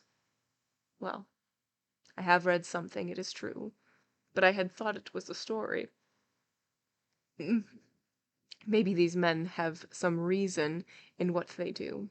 Maybe they are wronged and have no other way to help themselves." "Oh, Jack, don't let me hear you speak so. That is how he speaks. The other one. Baldwin. He speaks like that, does he?" And that is why I loathe him so. Oh, Jack, now I can tell you the truth. I loathe him with all of my heart, but I fear him also. I fear him for myself, but above all I fear him for father. I know that some great sorrow would come upon us if I dared to say what I really felt. That is why I have put him off with half promises. It was in real truth our only hope. But if you would fly with me, Jack, we could take father with us and live forever far from the power of these wicked men. Again, there was a struggle upon McMurdo's face, and again it was set like granite. No harm shall come to you, Eddie, nor to your father either. As to wicked men, I expect you may find that I am as bad as the worst of them before we're through. No, no, Jack, I would trust you anywhere. McMurdo laughed bitterly. Good Lord, how little you know of me. Your innocent soul. Okay, how little you know of me. He's been here for like 2 weeks.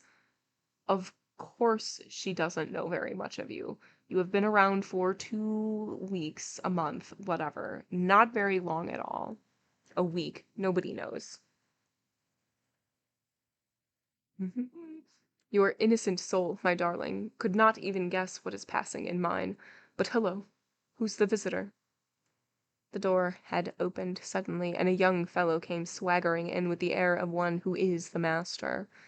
He was a handsome, dashing young man of about the same age and build as McMurdo himself. Under his broad-brimmed black felt hat, which he had not troubled to remove, a handsome face was with fierce, domineering eyes and a curved hawk-bill of a nose looked savagely at the pair who sat by the stove. Eddie had jumped to her feet, full of confusion and alarm. "I'm glad to see you, Mr. Baldwin," said she. "You're earlier than I had thought. Come and sit down." Baldwin stood with his hands on his hips, looking at McMurdo. "Who's this?" he asked curtly. "It's a friend of mine, Mr. Baldwin, a new boarder here.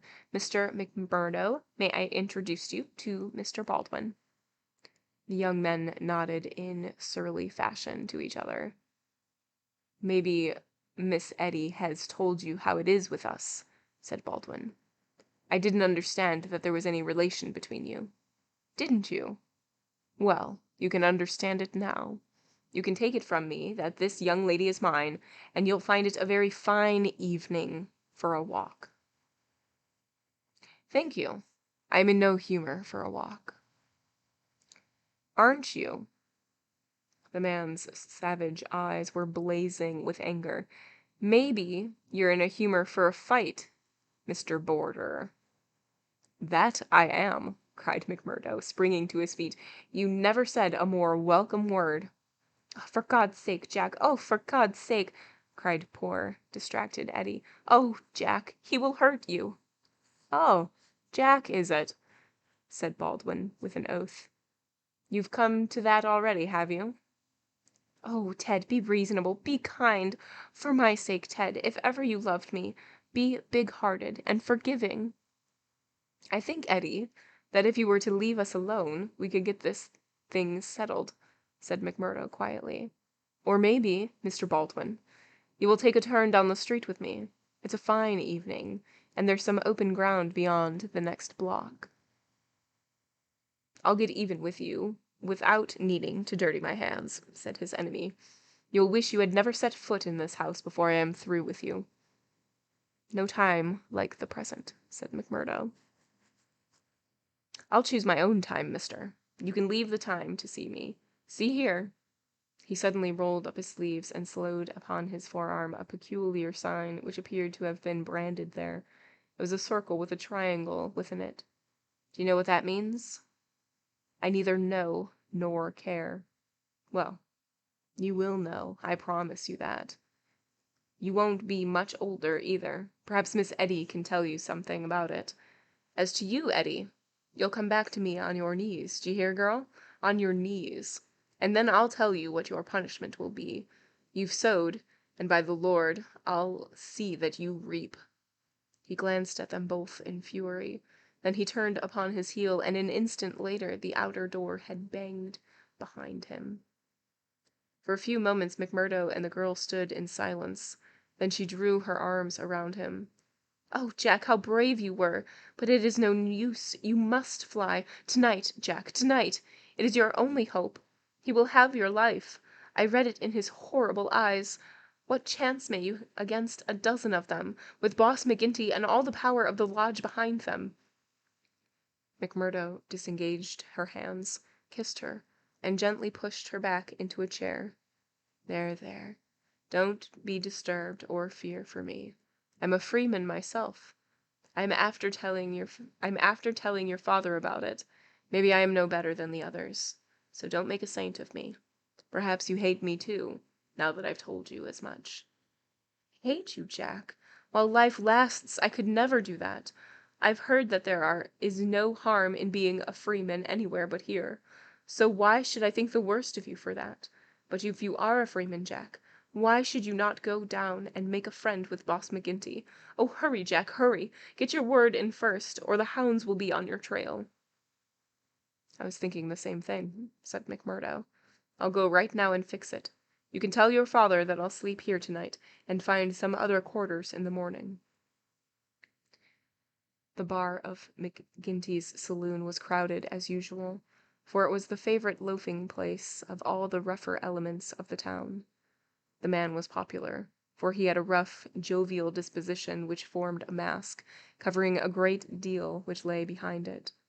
But apart from this popularity, the fear in which he was held throughout the township, and indeed down the whole 30 miles of the valley, had passed the mountains on each side of it, was enough in itself to fill this bar, for none could afford to neglect his goodwill. Besides those secret powers which it was universally believed that he exercised in so pitiless a fashion, he was a high public official, a municipal councillor, and a commissioner of roads, elected to the office through the votes of the ruffians who in turn expected to receive favors at his hands. Assessments and taxes were enormous. The public works were notoriously neglected. The accounts were slurred over by bribed auditors, and the decent citizens were terrorized into paying public blackmail and holding his tongue lest some worse thing befall him.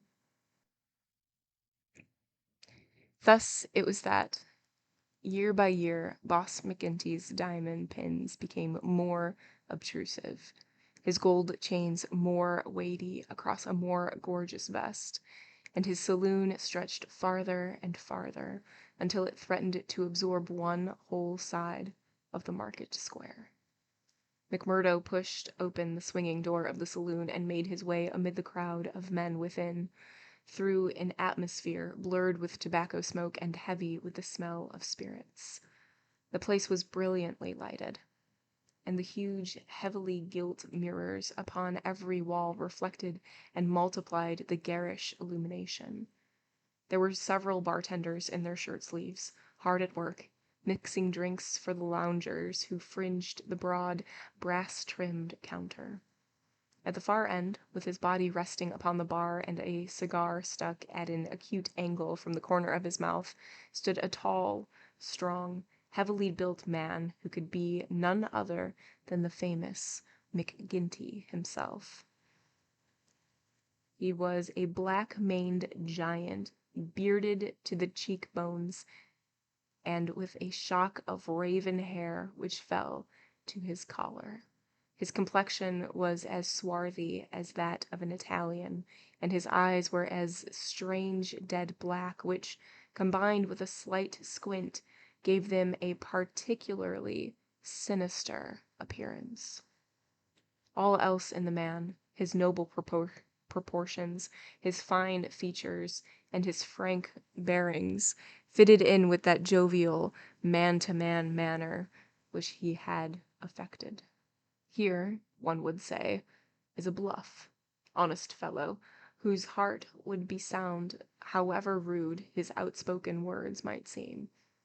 It was only when those dead, dark eyes, deep and remorseless, were turned upon a man, that he shrank within himself, feeling that he was face to face with an infinite possibility of latent evil, with a strength and courage and cunning behind it which made it 1,000 times more deadly.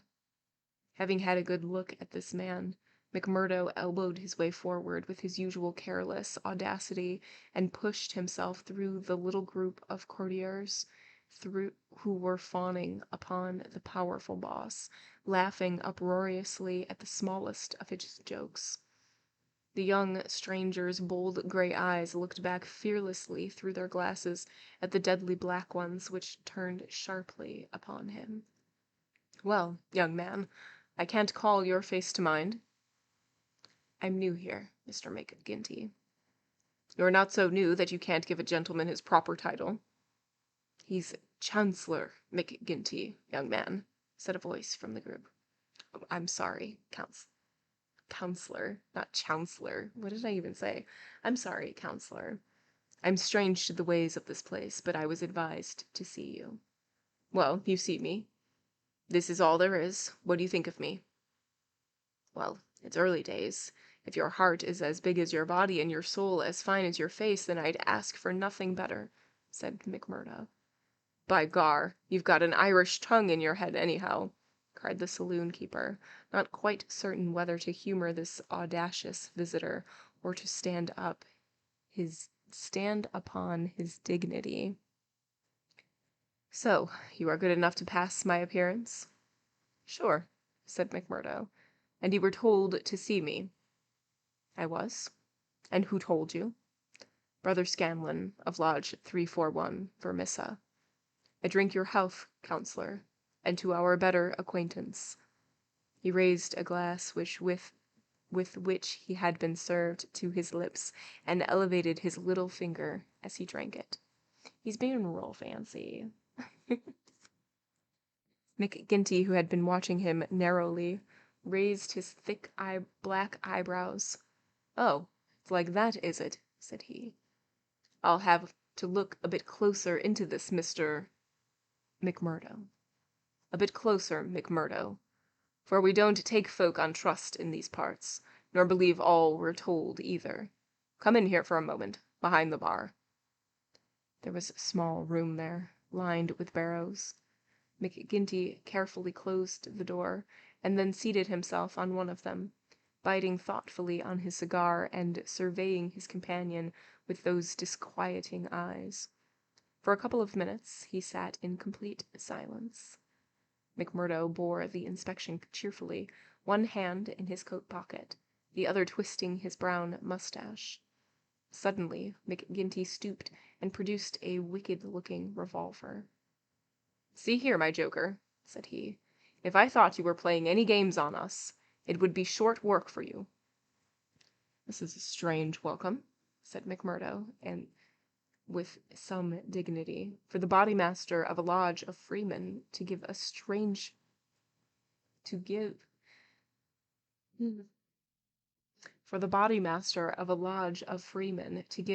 stranger brother. "Aye, but it's just that same that you have to prove," said McGinty, "and God help you if you fail. Where were you made?" "Lodge 29, Chicago." "When?" "June 24, 1872. "What bodymaster?" "James H. Scott." "Who is your district ruler?" "Bartholomew Wilson." "Humph. You seem glib enough in your tests. What are you doing here?" "Working, the same as you, but a poorer job." "You have your back answer quick enough." "Yes, I always quick of speech." "Are you quick of action?" "I have had that name among those that knew me best." "Well, we may try you sooner than you think. Have you heard anything of the lodge in these parts?" "I've heard that it takes a man to be a brother." "True for you, Mr. McMurdo. Why did you leave Chicago?" "I'll be damned if I tell you that." McGinty opened his eyes. He was not used to being answered in such fashion, and it amused him. "Why won't you tell me?" "Because no brother may tell another lie." "Then the truth is too bad to tell?" "You can put it that way, if you like." See here, mister, you can't expect me, a body master, to pass into a lodge a man for whose past he can't answer. McMurdo looked puzzled. Then he took a worn newspaper cutting from an inner pocket. He wouldn't squeal. You wouldn't squeal on a fellow, said he. I'll wipe my hand across your face if you say such words to me, cried McGinty hotly. You're right, counselor, said McMurdo meekly. I should apologize. I spoke without thought. Well, I know that I am safe in your hands. Look at that clipping. McGinty glanced his eyes over the account of the shooting of one Jonas Pinto in the Lake Saloon, Market Street, Chicago, in the New Year week of 1874. Your work? He asked as he handed back the paper. McMurdo nodded. Why did you shoot him? I was helping Uncle Sam to make dollars. Maybe mine were not as good gold as his, but they looked as well and were cheaper to make. This man Pinto helped me to shove the odd... To do what? Well, it means to pass the dollars into circulation. Then he said he would split. Maybe he did split. I didn't wait to see. I just killed him and lighted out for the coal city. Why the coal city? 'Cause I'd read in the papers that they weren't too particular in these parts. McGinty laughed. You were first a coiner, and then a murderer, and you came to these parts because you thought you'd be welcome. That's about the size of it, McMurdo answered. Well, I guess you'll go far. Say, can you make those dollars yet? McMurdo took half a dozen from his pocket. Those never passed the Philadelphia Mint, said he. You don't say. McGinty held them to the light in his enormous hand, which was hairy as a gorilla's. I can see no difference, Gar. You'll be a mighty useful brother, I'm thinking. We can do a bad man or two among us, friend McMurdo, for there are times when we have to take our own part. We'd soon be against the wall if we didn't shove back at those that were pushing us. Well, I guess I'll do my share of shoving with the rest of the boys. You seem to have a good nerve. You didn't squirm when I shoved this gun at you. It was not me that was in danger. Who then? It was you, counselor. McMurdo drew a cocked pistol from the inside of his pea jacket. I was covering you all the time. I guess my shot would have been as quick as yours. By gar! McGinty flushed an angry red and then burst into a roar of laughter. Say, you've had no such holy terror come to hand this many a year. I reckon the lodge will learn to be proud of you. Well, what the hell do you want? And can't I speak alone with a gentleman for 5 minutes, but you must butt in on us? The butler stood abashed. I'm sorry, counselor, but it's Ted Baldwin. He says he must see you this very minute.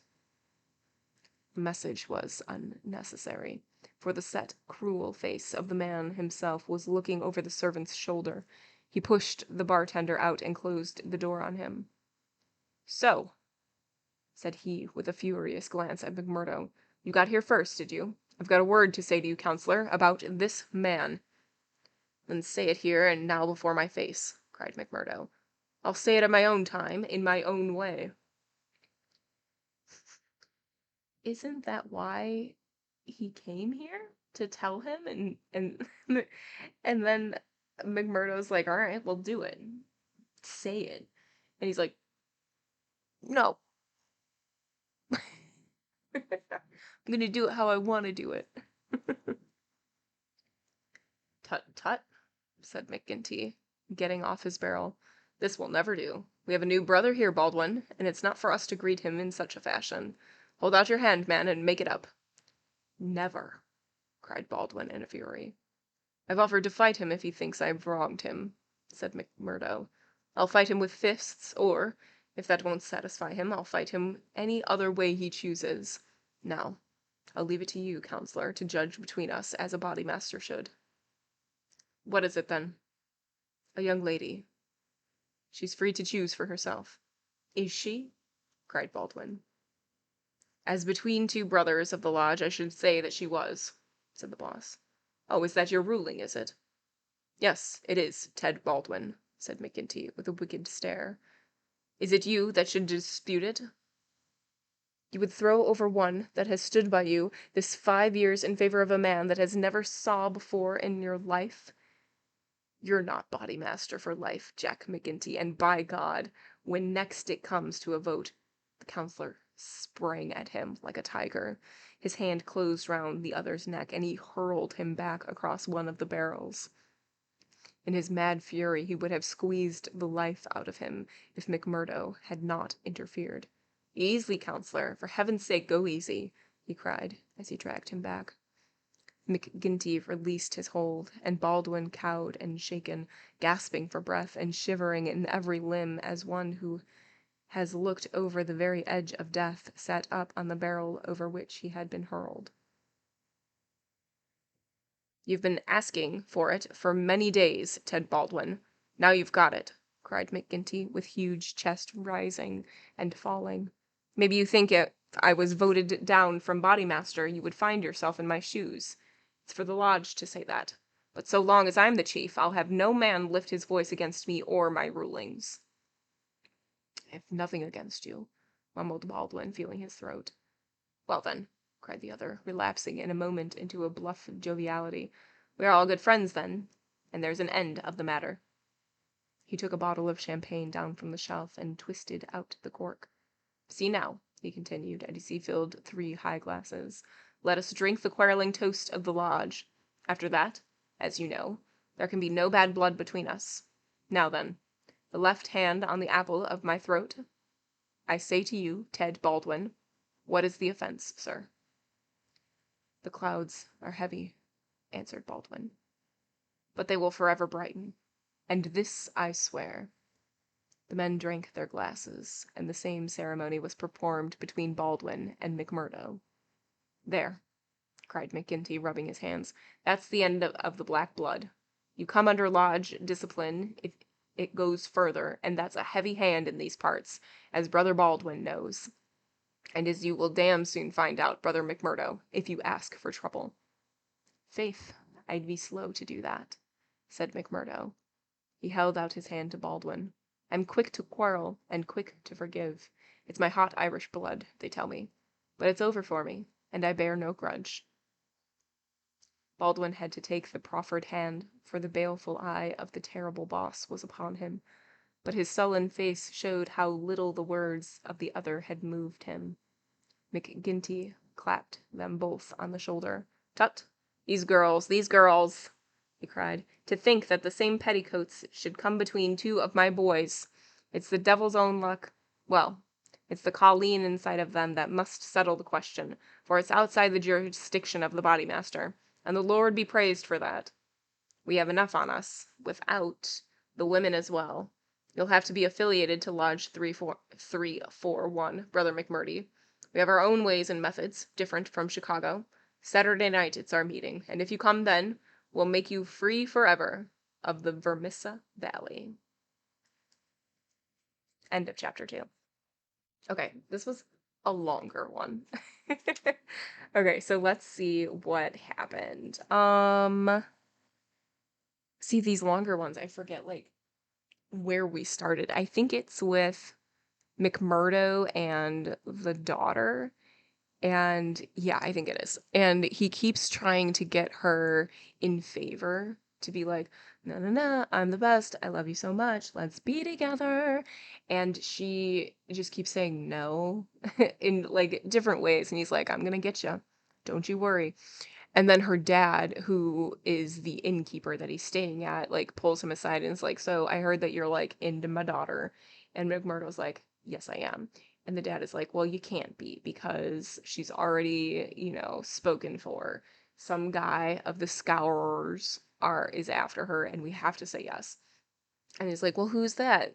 "Well, I'm a free man too." "Oh, you are? Well, then you have to pay more money and blah, blah, blah." So then he's like, "Well, that's not fair. Like, just because this sect of the group is kind of terrible and murderers doesn't mean that I'm that way either." So it's settled that way, and then he goes and talks to the daughter again and is just like, "What if I was here first? Would you have, would we be together?" And she's like, "Oh, you, mm. And then, like, as they're having this discussion, Baldwin walks in and he's like, "What is this? What is the meaning of this? She is my girl." And McMurdo is like, no, you want to fight?" And then they're both like, "Yeah, we want to fight. Let's fight." And then the daughter is like, "Oh, you have to go and talk to McGinty. Go do it. Tell your side of the story before any harm comes to you." So then McMurdo goes and like becomes friends with McGinty. Weirdly, he like goes through the test and is like, "I'm a freeman too. I'm like from this lodge and this was my body master," and like all these other things. And then Baldwin comes in and Baldwin is like, "I have things to say." He wants to be with the girl that I'm gonna be with. And so like the body master is like, "Well, like the girl gets to choose because you're both brothers." And of course, Baldwin is mad about that because he's been there 5 years and he's like, "Well, when the election comes up, we'll see who gets elected." And then McGinty like attacks him. But then they're like, let's just have a drink and everything's fine. And so they have a drink and everything's fine. Ta-da! Oh, and McGinty is talking to McMurdo and is like, "So we're a little different here. We're not like other chapters. Come to our meeting, see what it's like." And yeah. So, chapter 3. Lodge 341, Vermissa. On the day following the evening, which had contained so many exciting events, McMurdo moved his lodgings from old Jacob Shafter's and took up his quarters at the widow McNamara's on the extreme outskirts of the town. Scanlon, his original acquaintance aboard the train, had occasion shortly afterwards to move into Vermissa, and the two lodged together. There was no other boarder, and the hostess was an easy-going old Irish woman who left them to themselves, so that they had a freedom for speech and action welcome to men who had secrets in common. Shafter had related to the extent of... No, that's not what that says at all. Shafter had relented to the extent of letting McMurdo come to his meals there when he liked, so that his intercourse with Eddie was by no means broken. On the contrary, it drew closer and more intimate as the weeks went by. In his bedroom at his new abode, McMurdo felt it safe to take out the coining molds, and under many a pledge of secrecy, a number of brothers from the lodge were allowed to come in and see them, each carrying away in his pocket some examples of the false money, so cunningly struck that there was never the slightest difficulty or danger in passing it. Why, with such a wonderful art at his command, McMurdo should condescend to work at all was a perpetual mystery to his companions, though he made it clear to anyone who asked him that if he lived without any visible means, it would be quickly bring the police upon his back. Gotta sneak it in. You can't just have money. You gotta show that you're working. Duh. One policeman was indeed after him already, but the incident, as luck would have it, did the adventurer a great deal more good than harm. After the first introduction, there were few evenings when he did not find his way to McGinty's saloon, there to make closer acquaintance with the boys, which was the jovial title by which the dangerous gang who infested the place were known to one another. His dashing manner and fearlessness of speech made him a favorite with them all, while the rapid and scientific way in which he polished off his antagonist in bar-room scrap earned the respect of the rough community. Another incident, however, raised him even higher in their estimation. Just at the crowded hour one night, the door opened and a man entered with the quiet blue uniform and peaked cap of the mine police. This was a special body raised by the railways and colliery owners to supplement the efforts of the ordinary civil police, who were perfectly helpless in the face of the organized ruffianism which terrorized the district. Ruffianism. I like that word. There was a hush as he entered, and many a curious glance was cast at him. But the relations between policemen and criminals are peculiar in some parts of the States, and McGinty himself, standing behind his counter, showed no surprise when the policeman enrolled himself among his customers. "A straight whiskey, for the night is bitter," said the police officer. "I don't think we have met before, counselor." "You'll be the new captain?" said McGinty. "That's so. We're looking to you, counselor, and to the other leading citizens to help us in upholding law and order in this township. Captain Marvin is my name." "And Captain Marvin is my game." "We'd do better without you, Captain Marvin," said McGinty coldly, "for we have our own police of the township, and no need for any imported goods.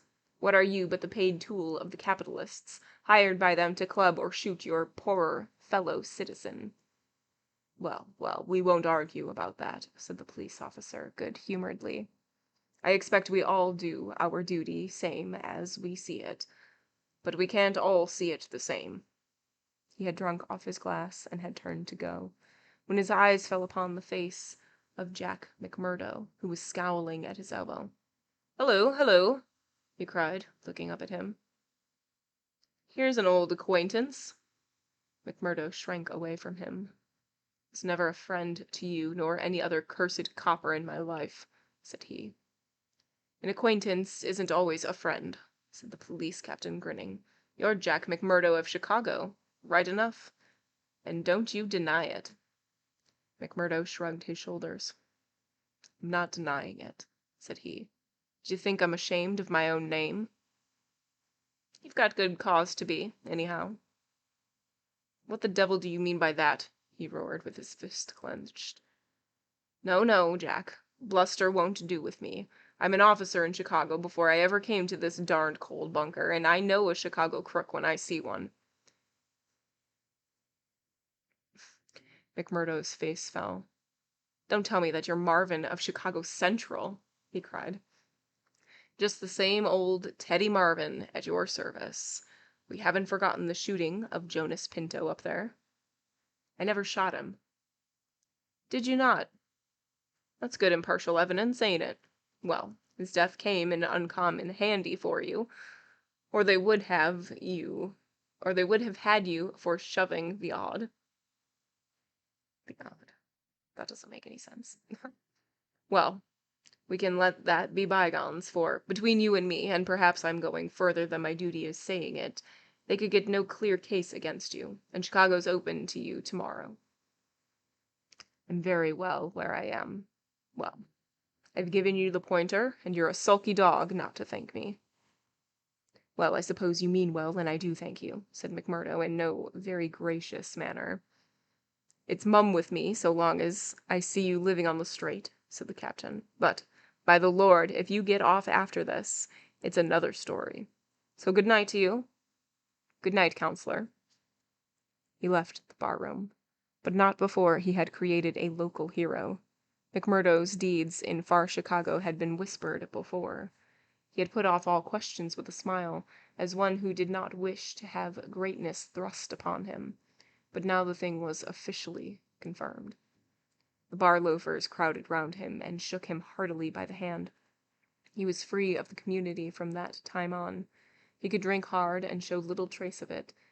But that evening, had his mate Scanlon not been at hand to lead him home, the feted hero would surely have spent his night under the bar.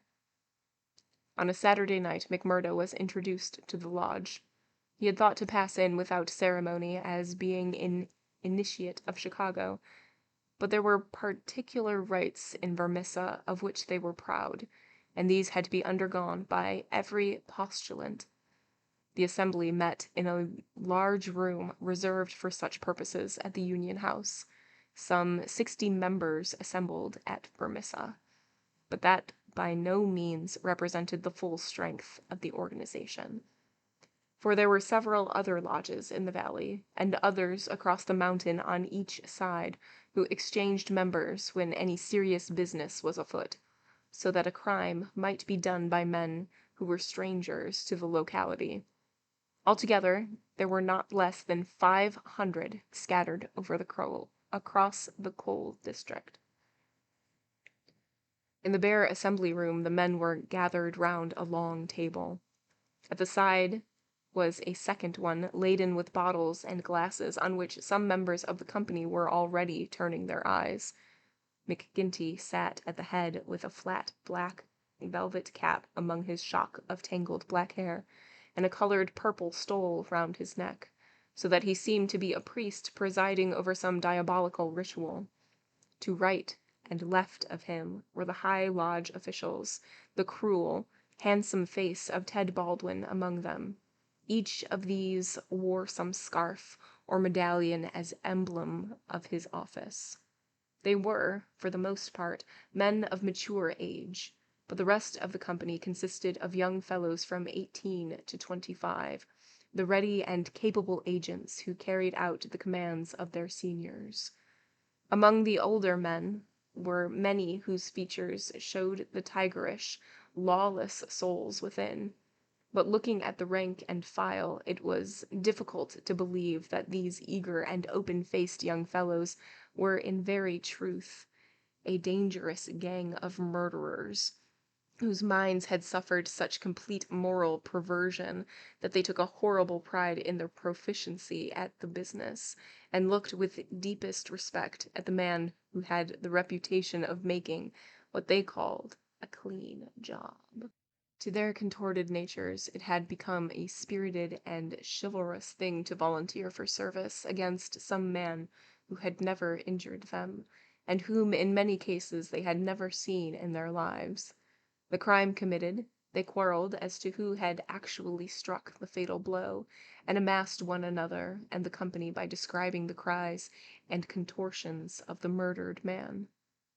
At first they had shown some secrecy in their arrangements, but at the time which this narrative describes their proceedings were extraordinarily open, for the repeated failures of the law had proved to them that, on the one hand, no one would dare to witness against them, and on the other, they had an unlimited number of staunch witnesses upon whom they could call, and a well-filled treasure chest from which they could draw the funds to engage the best legal talent in the state. In 10 long years of outrage, there had been no single conviction, and the only danger that ever threatened the scourers lay in the victim himself, who, however outnumbered and taken by surprise, might, and occasionally did, leave his mark upon his assailants. McMurdo had been warned that some ordeal lay before him, but no one would tell him in what it consisted. He had led now into an outer room by 2 solemn brothers. Through the plank partition he could hear the murmur of many voices from the assembly within. Once or twice he caught the sound of his own name, and he knew that they were discussing his candidacy. Then there entered an inner guard with a green and gold sash across his chest. "The bodymaster ordered that he shall be trussed, blinded, and entered," said he. The 3 of them removed his coat, turned up the sleeves of his right arm, and finally passed a rope round above the elbows and made it fast. They next placed a thick black cap right over his head and the upper part of his face, so that he could see nothing, and he was then led into the assembly hall. It was pitch dark and very oppressive under his hood. He heard the rustle and murmur of the people round him, and then the voice of McGinty sounded dull and distant through the covering of his ear. "John McMurdo," said the voice, "are you already a member of the ancient order of freemen?" He bowed in assent. "Is your lodge number 29, Chicago?" He bowed again. "Dark nights are unpleasant," said the voice. "Yes, for strangers to answer." "Yes, for strangers to travel," he answered. "The clouds are heavy." Yes, a storm is approaching. Are the brethren satisfied? Asked the bodymaster. There was a general murmur of assent. We know, brother, by your sign and by your countersigns, that you are indeed one of us, said McGinty. We would have you know, however, that in this county and in other counties of these parts we have certain rights and also certain duties of our own which call for good men. Are you ready to be tested? I am. Are you of stout heart? I am. Take a stride forward to prove it. As the words were said, he felt two hard points in front of his eyes, pressing upon them so that it appeared as if he could not move without danger of losing them. Nonetheless, he nerved himself to step resolutely out, and as he did so, the pressure melted away. There was a low murmur of applause. He is of stout heart, said the voice. Can you bear pain? As well as another, he answered. Test him. It was all he could do to keep himself from screaming out, for an agonizing pain shot through his forearm. He nearly fainted at the sudden shock of it, but he bit his lip and clenched his hands to hide his agony. And now we know how he got the brand on his arm. I can take more of that, said he. This time there was loud applause. A finer first appearance had never been made in the lodge. Hands clapped him on the back, and the hood was plucked from his head. He stood blinking and smiling amid the congratulations of the brothers. One last word, Brother McMurdo, said McGinty. You have already sworn the oath of secrecy and fidelity, and you are aware of the punishment of any breach of it is instant and inevitable death. I am, said McMurdo. And you accept the rule of the bodymaster for the time being under all circumstances. I do. Then in the name of Lodge 341 Vermissa, I welcome you to its privileges and debates. You will put the liquor on the table, Brother Scanlon, and we will drink to our worthy brother. McMurdo's coat had been brought to him, but before putting it on he examined his right arm, which still smarted heavily. There on the flesh of the forearm was a circle with a triangle within it, deep and red, as the branding iron had left it. One or two of his neighbors pulled up their sleeves and showed their own lodge marks. Ow. We've all had it done, said one, but not all as brave as you. Tut, it was nothing, said he, but it burned and ached all the same. When the drinks which followed the ceremony of initiation had all been disposed of, the business of the lodge proceeded. McMurdo, accustomed only to the prosaic performances of Chicago, listened with open ears, and more surprised than he ventured to show to what followed. The first business on the agenda paper, said McGinty, is to read the following letter from Division Master Windle of Merton County Lodge 249. He says, Dear Sir, there is a job to be done on Andrew Ray of Ray and Sturmash, coal owners near this place. You will remember that your lodge owes us a return, having had the service of two brethren in the matter of the patrolman last fall. You will send 2 good men. They will be taken charge of by Treasurer Higgins of this lodge, whose address you know. He will show them when to act and where. Yours in freedom, J.W. Window, D.M.A.O.F.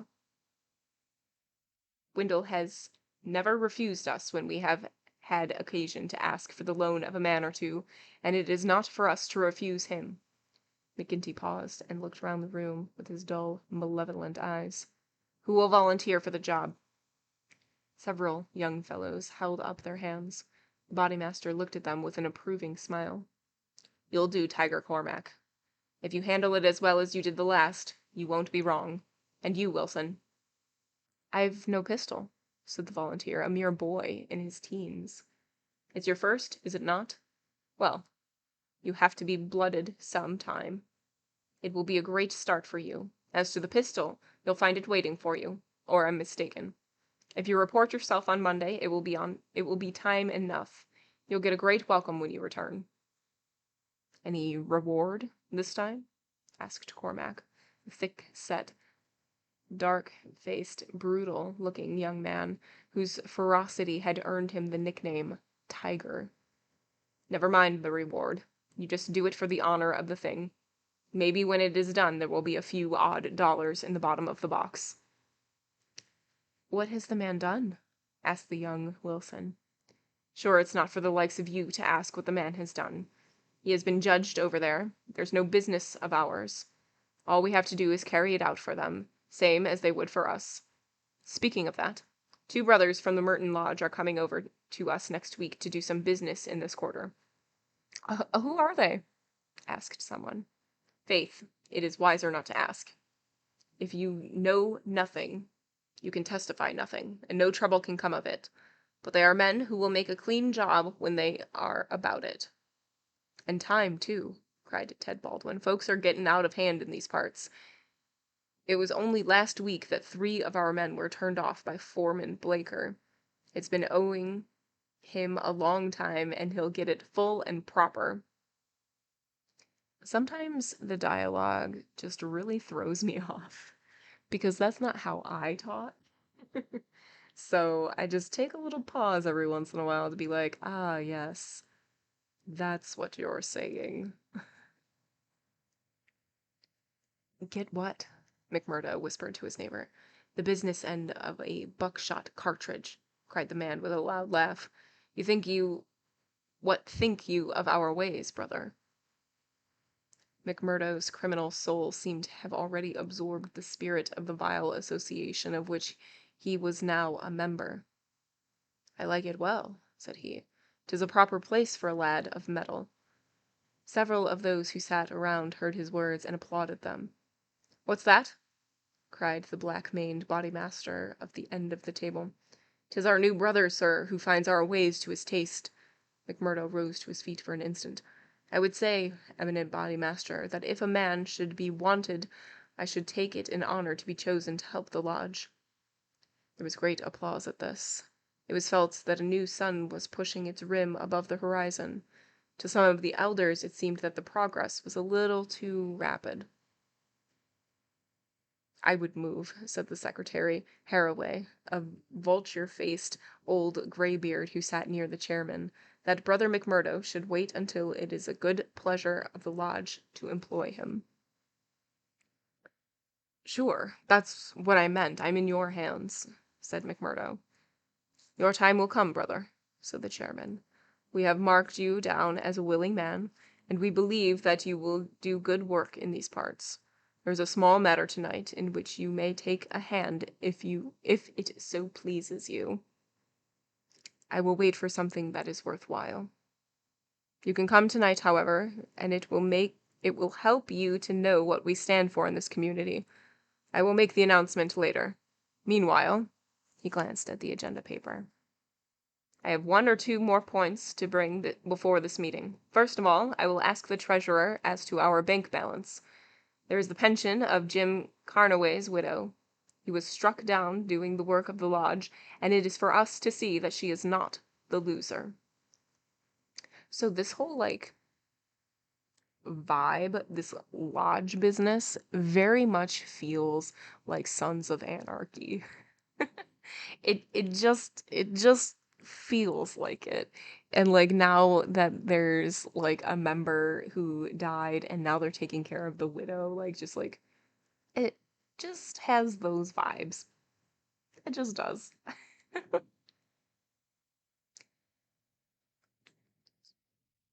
Jim was shot last month when he tried to kill Chester Wilcox of Marley Creek, McMurdo's neighbor informed him.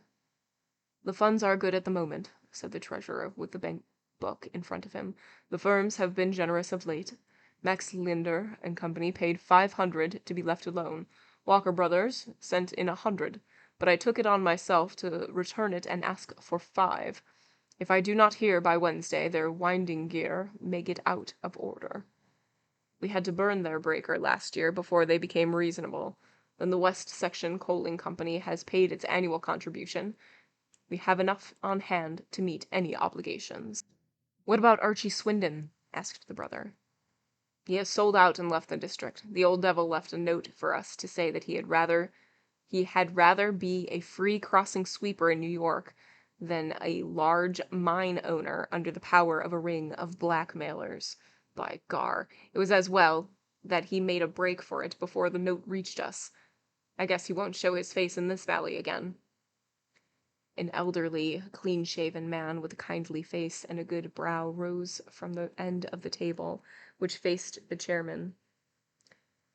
"Mr. Treasurer," he asked, "may I ask who has brought the property of this man that we have driven out of the district?" "Yes, Brother Morris, it has been bought by the State and Merton County Railroad Company." "And who bought the mines of Tubman and that came into the market in the same way last year?" "The same company, Brother Morris." "And who bought the ironworks of Manson and Schumann and of Vander and Atwood, which have all been given of late?" "They were all bought by the West Gilmerton General Mining Company." "I don't see, Brother Morris," said the chairman, "that it matters to us who buys them, since they can't carry them out the district." "With all respect to you, eminent bodymaster, I think it may matter very much to us. This process has been going on for 10 years. We are gradually driving all the small men out of trade. What is the result? We find in their places great companies like the Railroad or the General Iron, who have their directors in New York or Philadelphia and care nothing for our threats. We can take it out of their local business, or their local bosses, but it only means that others will be sent in their stead. And we are making it dangerous for ourselves. The small men could not harm us. They had not the money nor the power. So long as we did not squeeze them too dry, they would stay on under our power. But if these big companies find that we stand between them and their profits, they will spare no pains and no expense to hunt us down and bring us to court." There was a hush at these ominous words, and every face darkened as gloomy looks were exchanged. So omnipotent and unchallenged had they been that the very thought that there was possible retribution in the background had been banished from their minds. And yet the idea struck a chill to the most reckless of them. "It is my advice," the speaker continued, "that we go easier upon the small men. On the day that they have all been driven out, the power of this society will have been broken." Unwelcome truths are not popular. There were angry cries as the speaker resumed his seat. McGinty rose with gloom upon his brow. "Brother Morris," said he, "you were always a croaker. So long as the members of this lodge stand together, there is no power in the United States that can touch them. Sure, have we not tried it often enough in the law courts? I expect the big companies will find it easier to pay than to fight, same as the little companies do.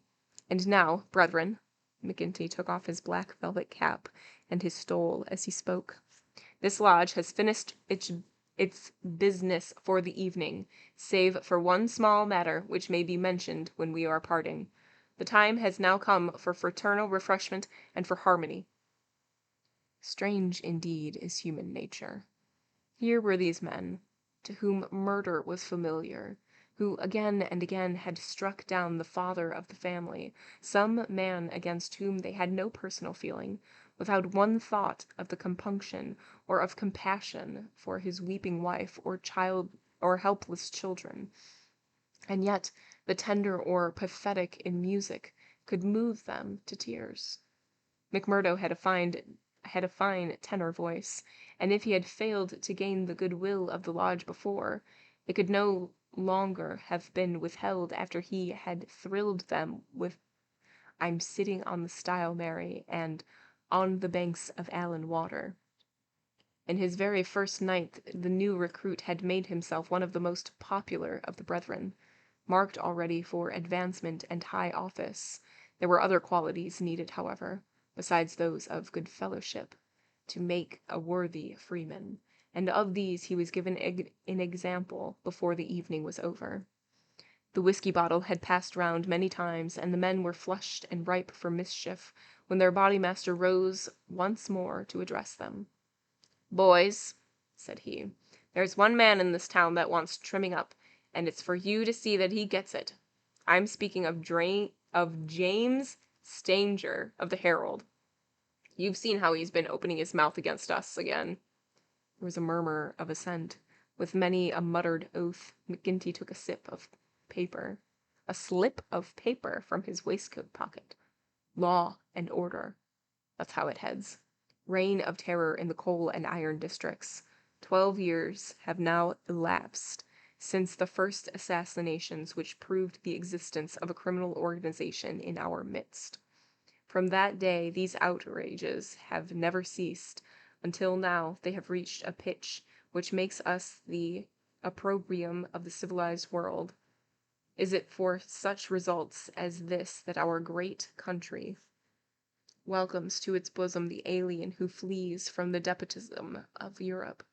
Is it that they shall themselves become tyrants over the very men who have given them shelter, and that a state of terrorism and lawlessness should be established under the very shadow of the sacred folds of the starry flag of freedom, which would raise horror in our minds if we read of it in existing under the most effete monarchy of the East?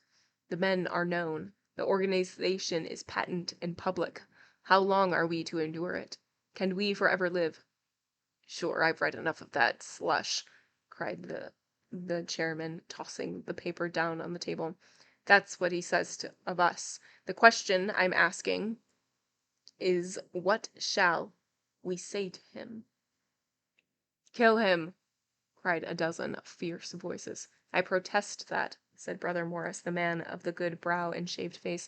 "I tell you, brethren, that our hand is too heavy in this valley, and that there will come a point where in self-defense every man will unite to crush us out. James Stanger is an old man. He is respected in the township and the district. His paper stands for all that is solid in the valley.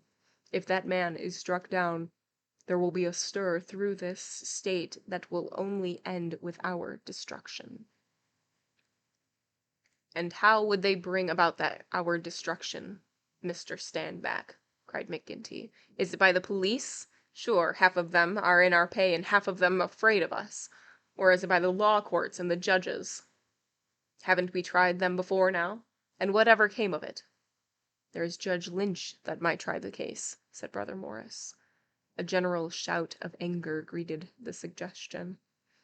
"I have but to raise my finger," cried McGinty, "and I could put 200 men into this town and would clear it out from end to end." Then suddenly raising his voice and bending his huge black brows into a terrified frown, "See here, Brother Morris, I have my eyes on you and have had for some time. You've no heart yourself, and you try to take the heart out of others. It will be an ill day for you, Brother Morris, when your own name comes on our agenda paper, and I'm thinking it's just there that I ought to place it." Morris had turned deadly pale, and his knees seemed to give way under him as he fell back into his chair. He raised his glass in his trembling hand and drank before he could answer. "I apologize, eminent bodymaster, to you and to every brother in this lodge if I have said more than I should. I am a faithful member, you all know that, and it is my fear lest evil come to the lodge which makes me speak in anxious words. But I have greater trust in your judgment than in my own, eminent bodymaster, and I promise you that I will not offend again." The bodymaster's scowl relaxed as he listened to the humble words. "Very good, Brother Morris. It's myself that would be sorry if it were needful to give you a lesson, but so long as I am in this chair we shall be a united lodge in word and in deed. And now, boys," he continued, looking round at the company, "I'll say this much, that if Stanger got his full deserts, there would be more trouble than we need ask for. These editors hang around together, and every journal in the state would be crying out for police and troops. But I guess you can give him a pretty severe warning. Will you fix it, Brother Baldwin?" "Sure," said the young man eagerly. "How many will you take?" "Half a dozen, and 2 to guard the door. You'll come, Gower, and you, Mansell, and you, Scanlon, and the 2 Willoughbys. I promised the new brother he should go, said the chairman.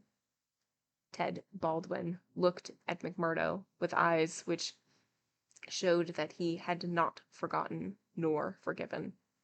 Well, he can come if he wants, he said in a surly voice.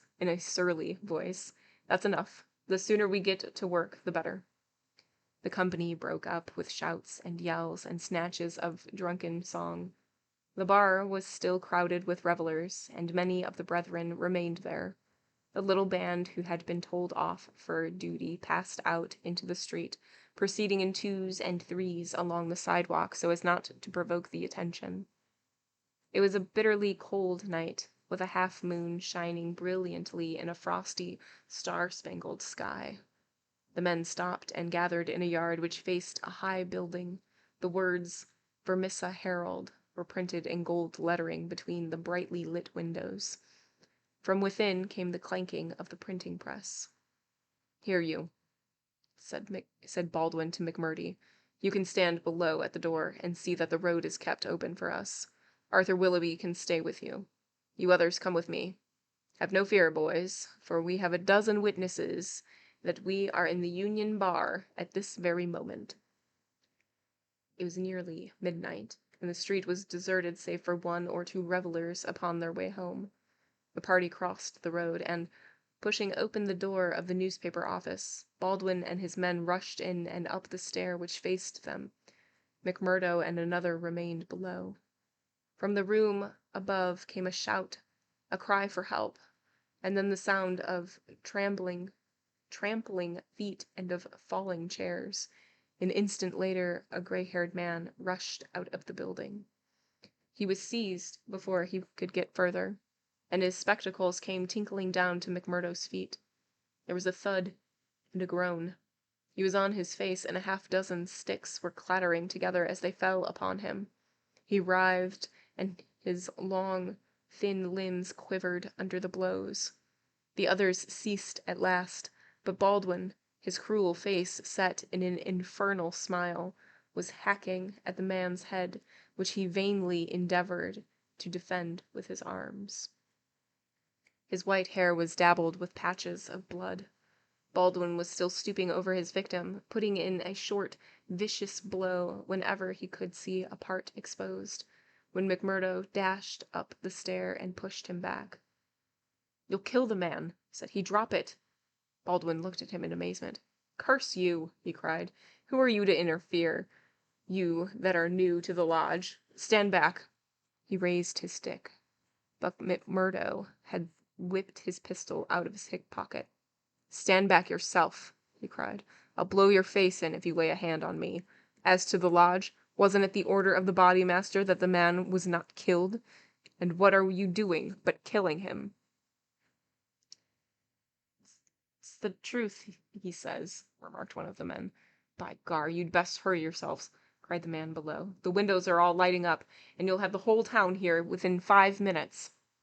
There was indeed the sound of shouting in the street, and a little group of compositors and pressmen were forming in the hall below, and nerving itself to action, leaving the limp and motionless body of the editor at the head of the chair.